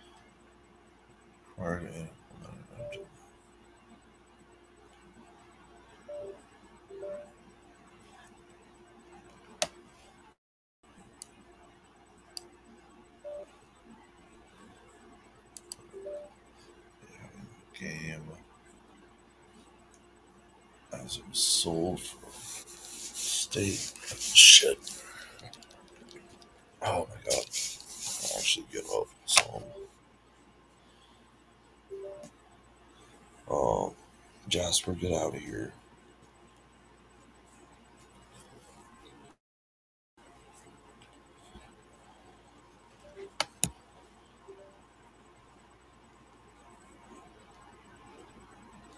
So no, it really doesn't, though. It does cover the subsections of games and what they should do to keep it in a functioning state, but it does not go over preserving the actual original experience, which I think is just as important as actually preserving the piece of media itself. Like MMOs, like I said, they should always have a dedicated LAN mode. There should be a way that you should be able to invite like at least 10 friends onto your game and have it run in a playable state. I know plenty of games have it. I know it can be done. And I feel like that is like a mandatory thing that should be done for MMOs at the very least. Other games and subsections and everything like that, hard to say, but like if the game is actually like a massively multiplayer game where you need a lot of people, this is something that needs to be implemented because publishers will just make a single player experience and just leave it at that and not do the extra work. Are actually logical extensions of the simpler language. At least if they have to retroactively do it. Like I said, there's going to be two philosophies of development going forward. You're going to have the ones that are going to develop two games at the same time, and then you're going to have people that are just going to do the slop. And the people that are just going to do the slop are going to do this. They're going to give you just the bare minimum of what they have to. Okay, you need to get out of here. You were used in the initiative. It's actually kind of slick. Plus, there's a character limit on these things. The EU Commission doesn't want you trying to cover 50 edge cases at this phase. All right, so Pirate Software did not understand the initiative. Point two, he also did not make it easy for the truth to get out. I had never heard of him prior to all this, but during the campaign, I had dozens of people contacting me, telling me how wise and reasonable he is, how he's really pro-consumer and represents developers, and I should really talk to him. Well, see, that's the thing that actually really fucking sucks is one, Pirate Software doesn't want to talk to him at all, and two, I've recently found out he's not as pro-developer as he seems. Great, let's do it. So this was my first encounter of him. Oh shit, now this is actually really dumb. It's used car salesman garbage. This is shit. It's shit. Not only do I not want to back this, I'm going to actively tell people not to. That is awful. That is a horrible goddamn direction. That's awful, dude. No, eat my entire ass. The level of stupid that I just had to receive was like sitting on Twitter for 12 hours. This shit sucks. That's a really stupid ass move. That's an incredibly stupid ass move. I think this is ass. This is complete garbage. All of this can eat shit, then. I dropped the mask entirely. I have no qualms about that. They can eat my entire... He's being such a dick right now, but then someone makes a fucking roach picture about him and he sends them a DMCA. Like, you have become the villain. Their ass. The whole thing. That sounds stupid as shit. Oh, yeah. I can see why people like him. It's like listening to Mr. Rogers. As you... When he's not actively putting down your initiative and your campaign and everything, then, yeah, actually, he is a very good motivational speaker. But after all of this, his motivational speaking seems more like just motivational spouting. You can imagine, we've been less than thrilled that Thor here has become the dominant voice of the campaign, especially when he doesn't understand it. Though I did find the used car salesman part amusing, since if people could read my mind, they would understand how much I dread anything resembling sales or marketing, or just trying Honestly, though, for someone who despises it all, he's done an excellent job. to push things on people who aren't interested in them. I'm not exaggerating when I said I've hated having to run this campaign. This is the most uneducated take I have ever seen in games. Now, as for that one, I do have a bachelor's in criminal justice, which might explain why I'm coming at this from very different angles than he is. That's fair. You know, focusing on people having rights and checking what consumer law actually says, rather than what's most convenient for publishers. Though I think I know where that comment is coming from because I've gotten it before. Here's what I think is happening. Online-only games have a client and a server, but a lot also have middleware that developers don't have permission to distribute to customers, or depend on microservices they have no control over, and the server software isn't even designed to run on a customer system. You can't just cut out the middleware and remove the microservices because they're integrated too deeply. That would still leave the game bricked and could take months to fix and be a lot of work. So I think some devs think we're saying all they need to do is just release the server binaries at end of life and yay, everything is solved. And that's why they think we're ignorant. Well, for some games that could work, but... Like I said, this is what I was getting at initially. It's originally developed to communicate with the server and then communicate with your computer. It's how it's coded, it's how the entire thing's designed, down to even like your hitboxes and your hit timing and everything. It's all like it's all built around the delay between this communication right here. And what's going to end up happening is they're going to develop this, and then they're also on the side just going to develop the game. Like, just develop it at the same time. Not ones like these. Plus, that's not what we're saying. First off, we're not even mandating the methodology because, again, doing that could run afoul of copyright law. Second, this whole diagram is looking at a game that exists right now and was never designed to have an end-of-life plan. Those might not be salvageable. So what we're saying is, let's take a game in the future. No code has been written yet. It's still just a design document. Exactly. Okay, so we have the client portion as usual. Then we have the server logic. Now we'll bring in our usual middleware and microservice vendors. Nope. Stop. Now the EU says we can't just brick customer purchases like we've been doing if we want to sell our games there. So that means we can't keep making all these same deals the way we have been. Now we need to renegotiate with the vendors to allow for an end-of-life build with their software. Or redesign things to make the microservices easier to sever at end of life. And vendors probably will renegotiate. Otherwise, they'll start losing sales to I was going to say they want to make money just like the rest of them. Everyone who wants to sell games in the EU. But say a vendor refuses anyway. Then we need to go with vendor. Okay, I think I've actually been misunderstanding how he was, what he was 100% talking about here. He's talking about the microtransactions, I believe, and the B, who will offer EU compliance. Yeah. Is talking about specifically like microtransactions and how they're distributed, I'm pretty sure. Solutions because they will be happy to take money away from their competitor, vendor A. Or maybe we need to abandon one of the microservices altogether and come up with an in-house alternative that is compatible with an end-of-life plan. And if the server can't run on consumer hardware, well, maybe now we code it in a way that's more versatile and can be compiled to run a... That's what I think is going to end up actually happening. I believe this part is, like I've been talking about, they're going to both do this and do this. Stripped down version with less features for the customer machine at end of life. Or hey, if that's not doable, then we scrap that, but still give customers some form of server software at end of life, because now we've planned for this, and inform them it requires specialized hardware, and they're on their own for getting it working. And these are all just suggestions. The publisher would get to decide how they want to comply. I think it's going to take the most time to do, and it's going to take the most resources.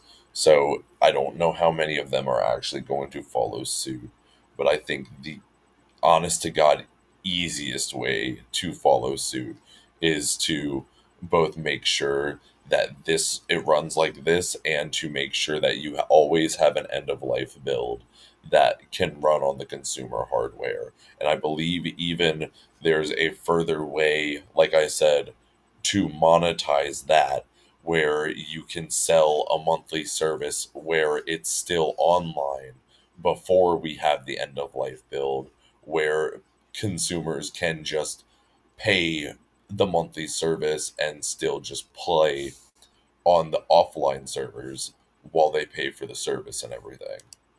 Is not alone in developers trashing what I just said.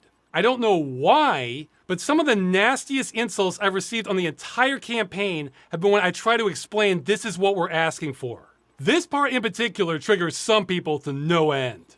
That video made me actually mad. Like real mad. Not like fake memes mad, like actually mad. Like, I'm actually mad. Upsetting people is not our goal, by the way. We actually want this transition to be as easy as possible for publishers and developers. However, we are stubbornly against proposals that won't stop commercial games being destroyed. Because that's the whole point. Anyway, you heard Thor's comments for me. In light of that, I think I've been I was going to say, he's not out to try to get all live service games to shut down right this minute. That's not the goal of the initiative. It's actually the exact opposite. is to make sure that these live service games have a playable build and don't go away forever. Pretty diplomatic. I am just trying to get this initiative passed. If that means I have to get insulted all along the way... More power to you, brother, honestly. Okay. So with that in mind, I reached out to him, not expecting to change his mind, but to at least clarify things since he got so much wrong. If you're gonna hate us, at least hate us for what we're actually doing, not for things that are made up about us. I got a message from Ross. There were many other misunderstandings in your video. It's clear that you hate the initiative, and I doubt I would change that. That is correct. I would encourage you to at least hate it for what it accurately is. I do. He says that so confidently. He really does. I was going to say he doesn't even want to try for a second to, like, try to actually listen to him. He just wants to actually hate on it. Oh, yeah, you knocked it out of the park. You understood everything.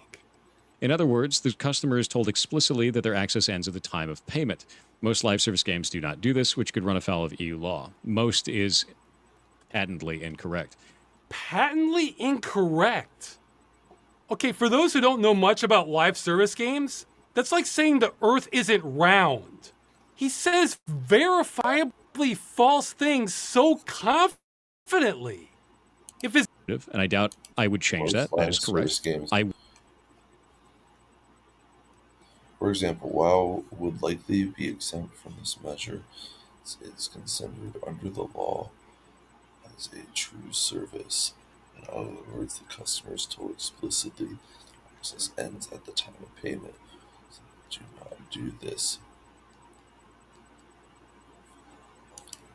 Would encourage you to at least hate it for what it accurately is. I do. He says that so confidently. Oh, yeah, you knocked it out of the park. You understood everything. In other words, the customer is told explicitly that their access ends at the time of payment. Most live service games do not do this, which could run afoul of EU law. Most is patently incorrect. Patently? How is it patently incorrect? I was going to say, you could say that, like, there's a good portion that, like, don't, but, like, honestly, I'm trying to really think of live service game. Like, WoW, for example, what he's saying is exempt from the measure because you pay monthly for it and your service is literally taken away after the month. Like, when you pay to play WoW, you literally say, here's my money, I get a month of game time. They go, okay, here's your month of game time. Once that month's up, it's taken away. That was the agreement when you signed up for it. That is what you paid for. That was the deal up front. So it is exempt because they were very clear in that deal and there was no ill will put forward and you even agreed to it and went forward with it. Most live service games like Candy Crush, for example, I mean, it's still just a bad example necessarily, but like, I'm trying to think, or like the new Persona game that came out, like let's say that gets shut down tomorrow. I would not, like, if I had bought characters on it and paid money into it, that content and those things that I purchased are now taken away from me entirely. And I was never explicitly told that. Like, I mean, you kind of are in like the terms and service agreement, but nobody actually reads those. WoW has it in big, bold letters, $15 a month. You're only getting 1 month of game time. It can and will be taken away eventually. It is an actual service. Most live service games or gacha games or other things like that don't actually explain that they are a service first. They want you to believe they are a full-on product. Patently incorrect. Okay, for those who don't know much about live service games, that's like saying the Earth isn't round. He says verifiably false things so confidently. If his viewers don't know any better, how can I blame anyone for believing what he says about the initiative when he talks like that? It's incredible. And he does not wish to discuss this with me or anyone else in the initiative. Why not? Would you consider reaching out and talking to Ross about it? No. And the reason why is because I found his entire statement over the YouTube incredibly disingenuous. Yes, this issue which has bothered me since I was a teenager and I've spent 10 years on trying to push back against is me being disingenuous. No, I was going to say he has gotten into some big places talking to a bunch of people and done a lot of work trying to actually push this forward. Trying to say he's being disingenuous about this is actually kind of crazy. Where is this coming from? Well, it comes from a slide I had in my promotional video, the half-joke slide. He hated this, and I think he may have a rather privileged view of politics. You want to put together legislation because it's the right thing to do. We did! Not because you can convince legal representatives to do it no matter what. It's both! These are not mutually exclusive things! The idea that we're going to go through this because it's an easy win, but not the right win? No, dude. Oh, God. So we misunderstood the initiative and misunderstood our intentions. And in his words, this is why he refuses to have a dialogue with the movement. So now...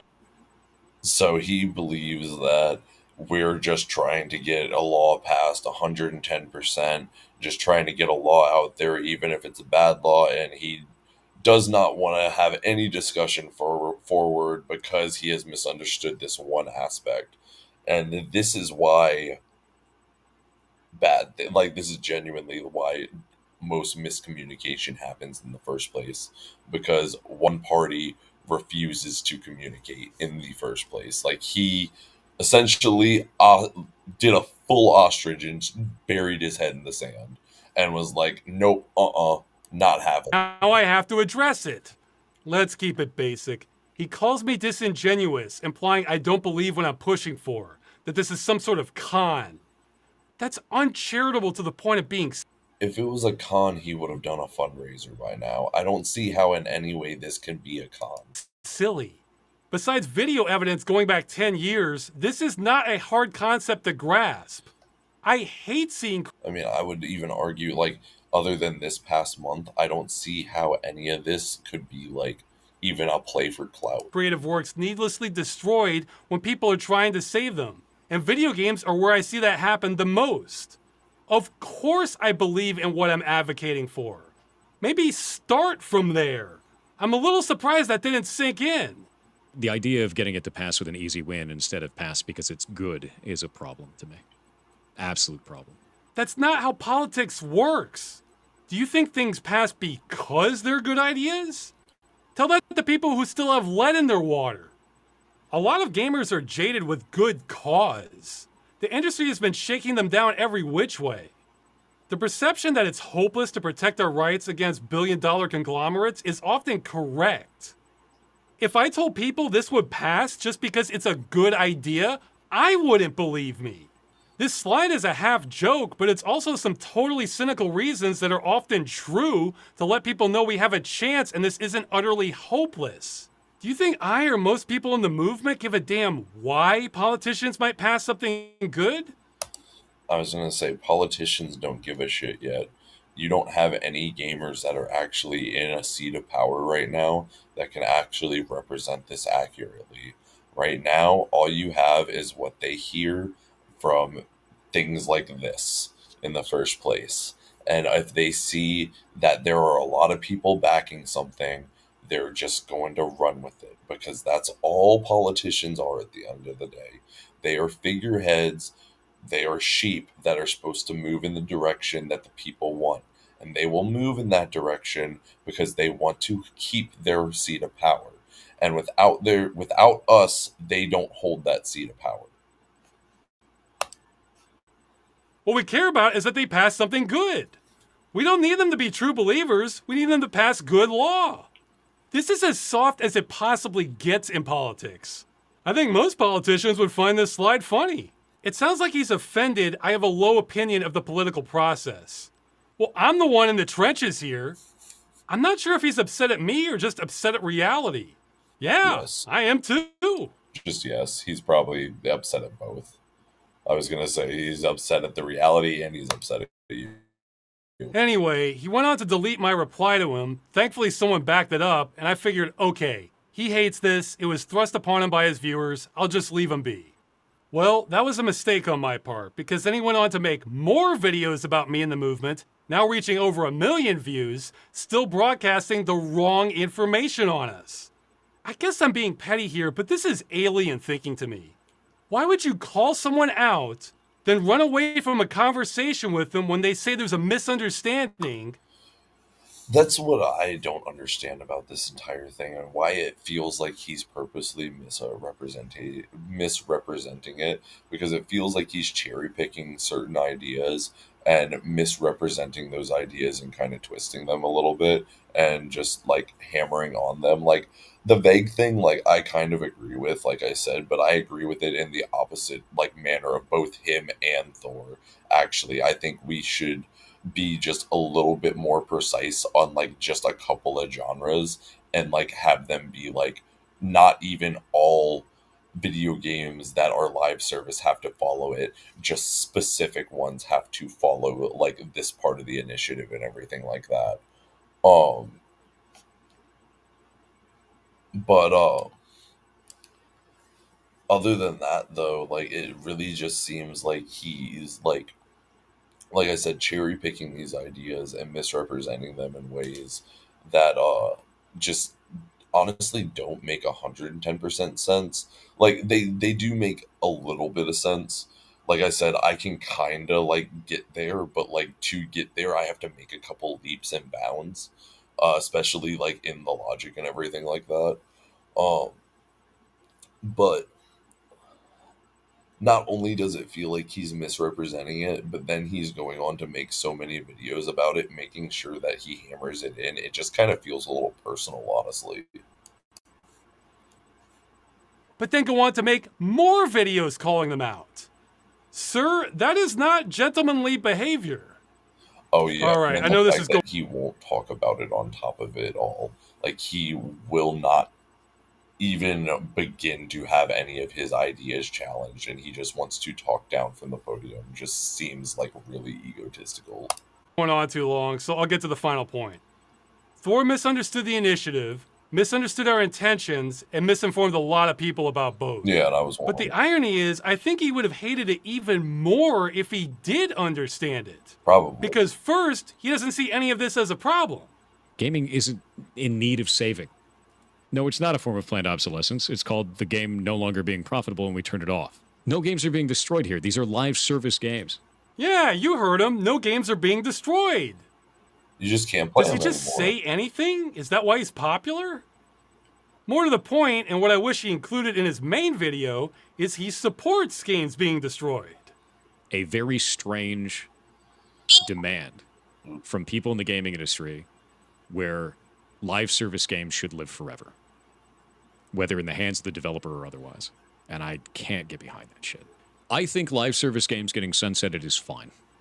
I've always thought that. And that's okay. There's nothing wrong with that. There's nothing wrong with that at all. I have no problem. I have a giant problem with that because most live service games rely on microtransactions, which is a lot of money spent over a very long period of time and can add up to a lot of money. And when those purchases are no longer viable, your money just disappears. It just goes poof. And when you don't have a clear representation of that, like at the start of purchase, it becomes manipulative and it becomes consumer unfriendly. With the end of a video game. See, I wish he started his big YouTube video with that message instead of deleting it. Instead, he presented himself as pro-preservation and not wanting the medium to die out. It's incredibly important to me that we keep making games and that the next generation has the tools to do so that our medium doesn't die out. And it never will. And that's the whole intention of all of this. So he doesn't want games to die out, except he's fine with that. Except, yeah. I think there's some cognitive dissonance going on there. And he's against killing single-player games that only have a DRM check, okay? But then says people who buy single-player games with more than a DRM check are stupid, and he doesn't play those. I don't buy games that are always online single player games. I refuse to play those because it's stupid. That's some tough talk coming from a fan of Diablo 4. But Diablo 4 is more of an MMO. I'll argue that to the day I die. I know they advertised it as a single player, always online game, but you literally see the people all over the place. It's clearly like going for an MMO. It's actually really freaking good, dude. The game's fantastic. Itemization is great. Systems design is great. Storyline has been fantastic. The characters are good. The voice acting is great. So is he saying he wouldn't have played Diablo 4's single-player campaign if it didn't have forced multiplayer also? Even though he's praising it and appears to be playing solo? Or is he saying that people that just wanted to play Diablo 4 single-player are stupid? Play it solo. I admit I got lost on his stance there. But what's more clear to me is we're not on the same side. Here's a list of some popular games that are all at risk of being destroyed at some time in the future. The Stop Killing Games movement. See, I didn't think Destiny was even still up. Like, honest to God, I didn't think Destiny was still up. It sees any of these being destroyed as a problem, and they're exactly the kinds of games that would start being protected if the initiative passed. Now, a lot of these do have single-player campaigns, but I believe they all require more than a simple DRM check. I don't think we're all... He says over and over that his problem with the initiative is the wording, and it's vague. But there is no wording he would like that also saves games like these, because he's on the opposite side of this. If he's totally fine with games like these being disabled forever, well, guess what? That's the position of the industry causing this entire problem in the first place. Yeah, I was going to say it's entirely against the movement in the first place. He's just not for the movement. That's the final point. Thor says he disagrees with how we're going about trying to end game destruction, but he also disagrees with the goal itself. No, wait, I want to be fair. He's only against 99% of it minus that tiny provision he made up. So once you understand that, then of course it makes sense that he's against the Stop Killing Games movement. Because we're trying to stop killing games. Now, if you're in Thor's camp and think killing all these games is fine and are as things should be, okay. Then it's just a values clash. And yeah, you'll hate the initiative too. I'm not trying to tell you otherwise. But if you think you might have been misled about what the initiative is, hey, maybe look at it again. And which a lot of people have. A lot of people have come back, like I did here, and actually given him another chance and like actually re-looked at the movement and everything else like that, and are actually like talking about it again and like actually doing things, like things are actually getting done now about it, and like he's getting the signatures he needs and everything else. Others about it. Help undo some of the damage. There is still time. It closes July 31st.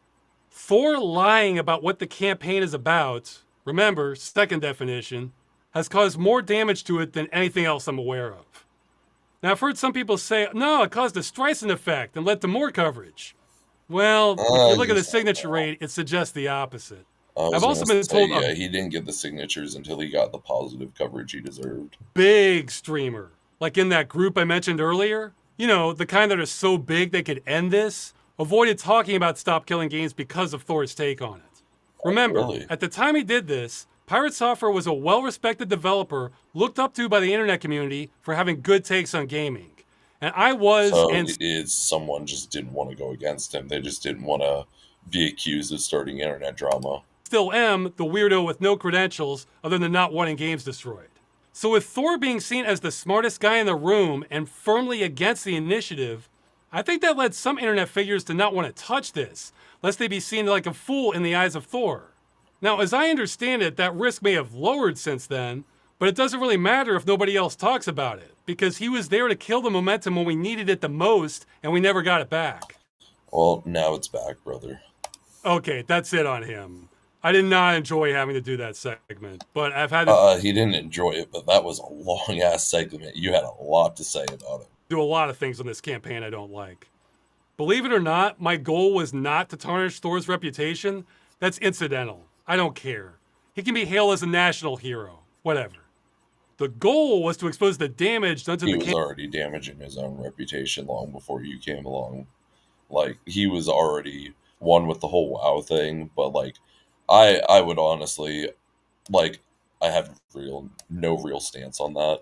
Honestly, it's a fucking video game. Get over it. Um, but him suing the indie creator for even talking about um or threatening to sue the indie creator for even talking about trying to add him into a meme game, that's just downright fucking stupid, dude. Like, your entire premise is being the indie guy on the internet, and then you're gonna go after another indie developer for a DMCA. Like, it's just, even if he's using your likeness in a way you don't like, as long as he's not trying to steal your actual content or try to, like, actually, like, he's just poking fun and making jokes, get over it. Campaign to try and fix it. I do think he's someone who would have defended the divine right of kings hundreds of years ago, but I don't wish him ill will. On the contrary, I hope he finds some peace of mind. Now you might be thinking, is this campaign really so fragile that Something tells me Thor does not think the same thing about you right now. big streamer can sink it just by misrepresenting it? Oh, yeah, it totally is. It's been an uphill battle almost every step of the way. Seems like It even seems- before this, he's been having an uphill battle. Or swims to the whims of what big streamers do. It kind of reminds me of the Greek gods. That part about easy wins, that's for the politicians, not us. Ours are hard as nails. Yeah. There are reasons it took me 9 years before I was ever able to actually do anything on this. It's a miracle it's gotten as far as it has. Now, I've seen people ask, He's if the honestly initiative done a fails, miracle then at what's this next? point. I have tried to explain this before. There is no next. Also, What's that's next it. was a year and a half ago with all those other things we've tried. We're at the final phase now. The European Citizens Initiative is our last possible chance to change anything. See, there are things governments and consumer groups are doing, and then there are things that us, the general public, are doing. After July, I see nothing left for us. So does that Yeah. mean Stop Killing Games has failed? Well, no, Pretty much. nobody knows yet. At this point, it would have pretty much been decided as failed if he hadn't made this video and just let it keep sliding down and let Thor keep his reputation and everything else like that. His reputation that was already diminishing. But if he had just not made a video, then yeah, it probably would have 100% failed. But the fact that it doubled in almost 2 weeks, hopefully it will get that last 200,000 that it needs. I'm not an We won't know the answer to that for a long time, maybe years. Government moves slowly. The initiative will be what's failed, not everything else. Without the initiative, we still have about 5 other chances for this to work. We have the consumer agencies in France, Germany, and Australia, and possibly help from the BEUC and the UFC Que Choisir. Though those are France, iffier, probably. but all their work is underway. It's out of our hands now. Now, I've heard some say, what if we launch the initiative again? Well, someone else can try that, not me. I tried my absolute He damnedest said, tried it once, not doing it again. writing off the publicity of the cruise shutdown and barely got halfway. It took a chunk out of my life with almost nothing to show for it. No way am I going to spearhead something like this again. I was going to say, if it had 100% failed, like, honestly, I wouldn't blame him for not wanting to touch it again with a 9-foot pole. I saw this as my only shot. I took it to the best of my ability. That wasn't good enough. I have no reason to think that doing it again will be successful. On the contrary, I think it would do far worse. Now that doesn't mean I'm being defeatist. I will continue saying yes to almost any opportunity that emerges until July 31st. I have some skepticism, but I am still available for Stop Killing Games until then. Though remember, you don't have to go through me at all. You just have to send people to the initiative. That's fair. After that, no, I'm done. Which is what In this fact, I video's think some all people might about. be surprised just how done I am after July. It's not that I will have changed my mind on game destruction, it's just that there's nothing left after that. So I don't want to waste even more of my life on this. He's going to just be done talking about it. It's another thing of the past to him after he makes sure that we get these signatures. I've paid my dues. My income's dropped significantly since I started this because I haven't had time to make more fun videos which people would rather watch. And I don't blame them one bit. So besides being sick of running this thing, I have to make One thing I will say, this has been probably decent for his channel. I'll check his sub list after, or like lost time so I can pay after rent. this. Plus, believe it or not, I want time to actually play games and not just fight to keep them all the time. I'll still do the bare minimum if it helps. For example, Germany's consumer agency contacted me at one point because they wanted more information on the crew's EULA for their investigation. So I assisted with that. That was surprising because I have no authority on that at all, and I would have thought they would have had better sources than me. But yeah, I can do pilot light activity like that if it really helps. Just no more campaigning. And don't get me wrong, I'm not against people doing more after July. I just think your odds will be horrendous. I was going to say, he's like, I'll do the actual work, but just for the love of God, do not make me have to take on the brunt of the internet. And I don't want to dump my time into doomed causes. If the law on game destruction in the EU and Australia was as locked down as it is in the United States, I never would have even started this campaign. Now, I've said this initiative resulted in almost nothing. Well, we did get a little bit. For me personally, I got the feeling of knowing I did everything I could, so I won't have any more nagging. He should definitely feel accomplished for as much as he did. He tried. Doubts like, oh, if only I had tried harder, I could have saved video games. Nope, he did everything. No, I can close the book on that. So I'll be able to look at myself in the mirror after this. That's a plus for me and anyone else who tried their best. About the only other thing I think the initiative accomplished was we inadvertently saved 2 games. This is hearsay again, but according to an insider at the company, Ubisoft announced offline modes for The Crew 2 and Motorfest because they were afraid the European Citizens Initiative would pass and thought this might kill some of the momentum. Ironically, I don't think they needed to have bothered. We were already losing momentum when they announced that because, well, you know why. But not killing games is the whole point of this, and I guarantee you Ubisoft had no end of hopefully more games start following suit because it looks like it's starting to pick life up. Plans for those games prior to this movement. They were absolutely slated to die. Now, if I could have picked any 2 online games to save, I can't say those would have been my choices, but that is something tangible that the initiative changed. Assuming Ubisoft isn't lying. At the time of this video, they still haven't delivered on it yet. Yeah, so is that it? Is that all the initiative accomplished? Well, without the signatures, sadly, yes, I think so. Hopefully he gets the rest of the signatures. We got, what is it? That's the 14th, so you got 11 more. Some people might say, no, we did more than that. We shifted the narrative. So what? My only goal with this was to stop games from being destroyed. All the talk in the world won't fix that without action. Without the initiative, any victory we get is going to come from one of these 5 paths we opened up. Speaking of which, what should we expect from that? I honestly don't know. I give all of these coin toss odds. I do think it is highly likely Ubisoft... Bureaucracy is one of the hardest things to navigate literally ever. ...is going to get fined for something by more than one agency. Don't take my word for it. German channel WBS Legal thinks the same. The problem in their eyes is that Ubisoft shut down The Crew with only 3 months' notice, and they should have provided more like 2 years.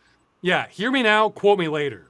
If all that comes from Stop Killing Games is companies in the EU need to give 2 years' notice before they shut down a game, then I will consider it honestly that an abject failure. It won't save games. That wasn't our goal. It'll piss off. I mean, that's fair. It wasn't his goal overall, but that's still a small win. It's something. Companies, everybody loses. But that's the risk of making this work under existing law rather than proposing sensible law under the initiative.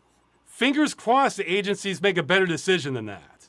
Now, since this is a wrap-up video and I don't know what the outcome will be, I might as well present both scenarios.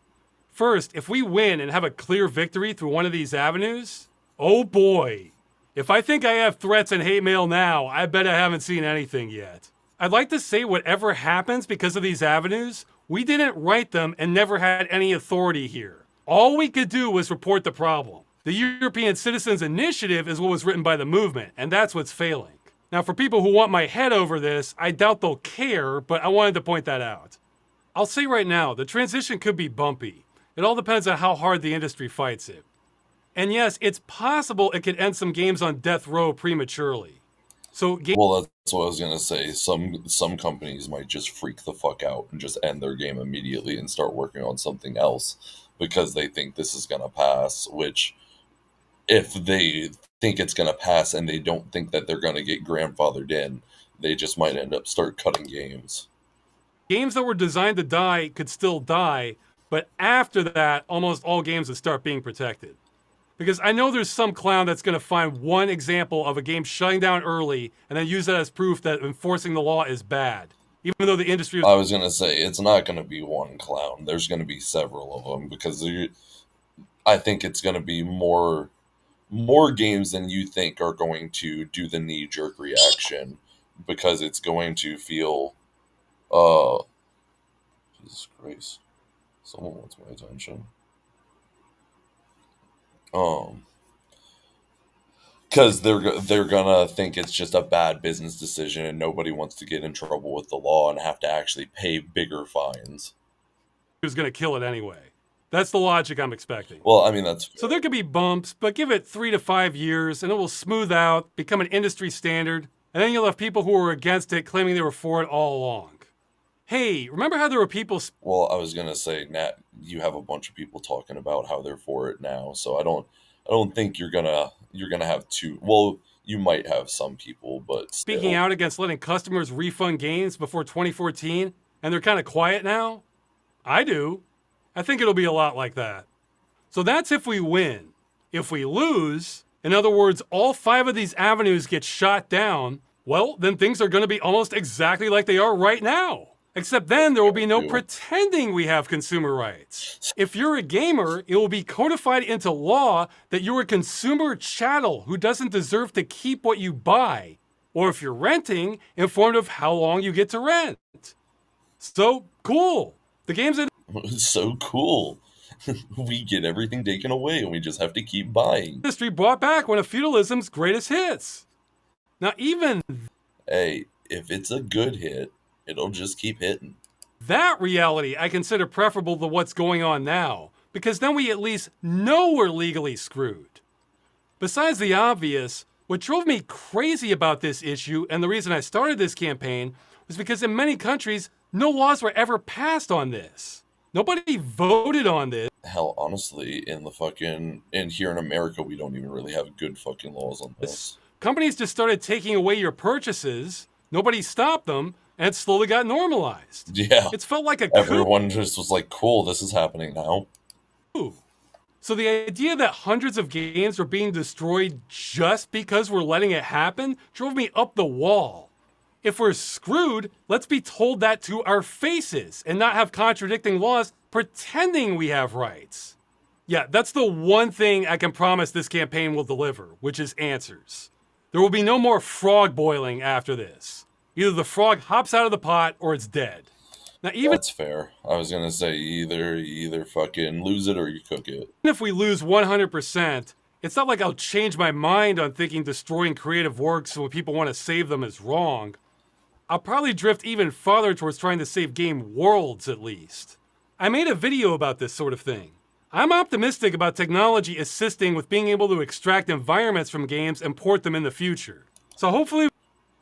Interesting. I might have to watch that. Like, I want to know more of what he's talking about, actually. we can salvage more from the ashes that are getting burned down in games.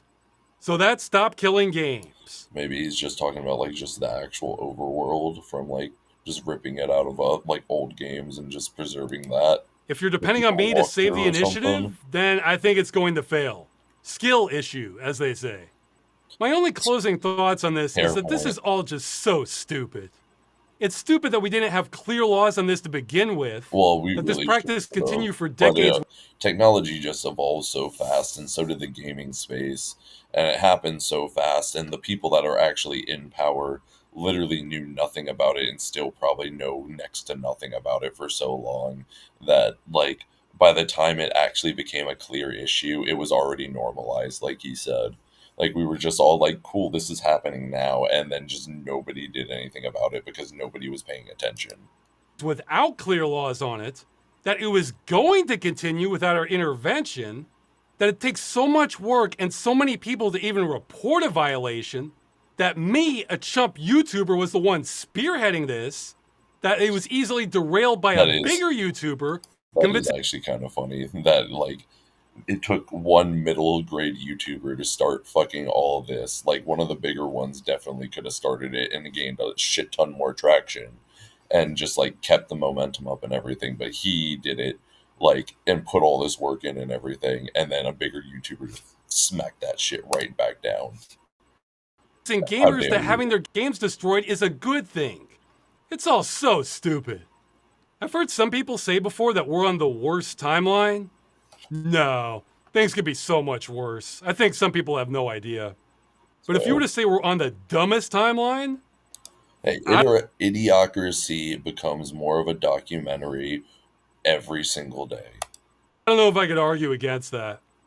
See ya. But yeah, that was the Stop Killing Games initiative. That's what it's all about.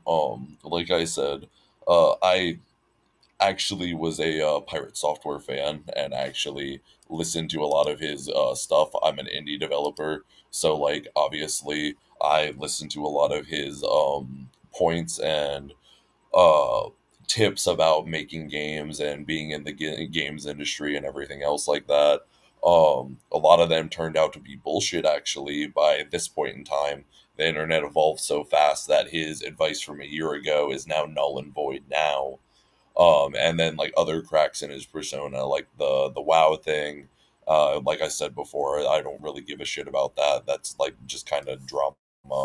But the other big thing is the really big thing for me anyways is the suing the indie developer. Like that should just never have happened. Like I don't know what you were thinking. That was never going to turn out well for you. That just looks so bad, especially like the persona that you've built for yourself on the internet. You just tore that shit down like entirely.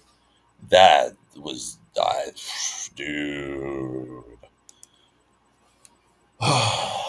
Anyways, though, that's all I got for tonight.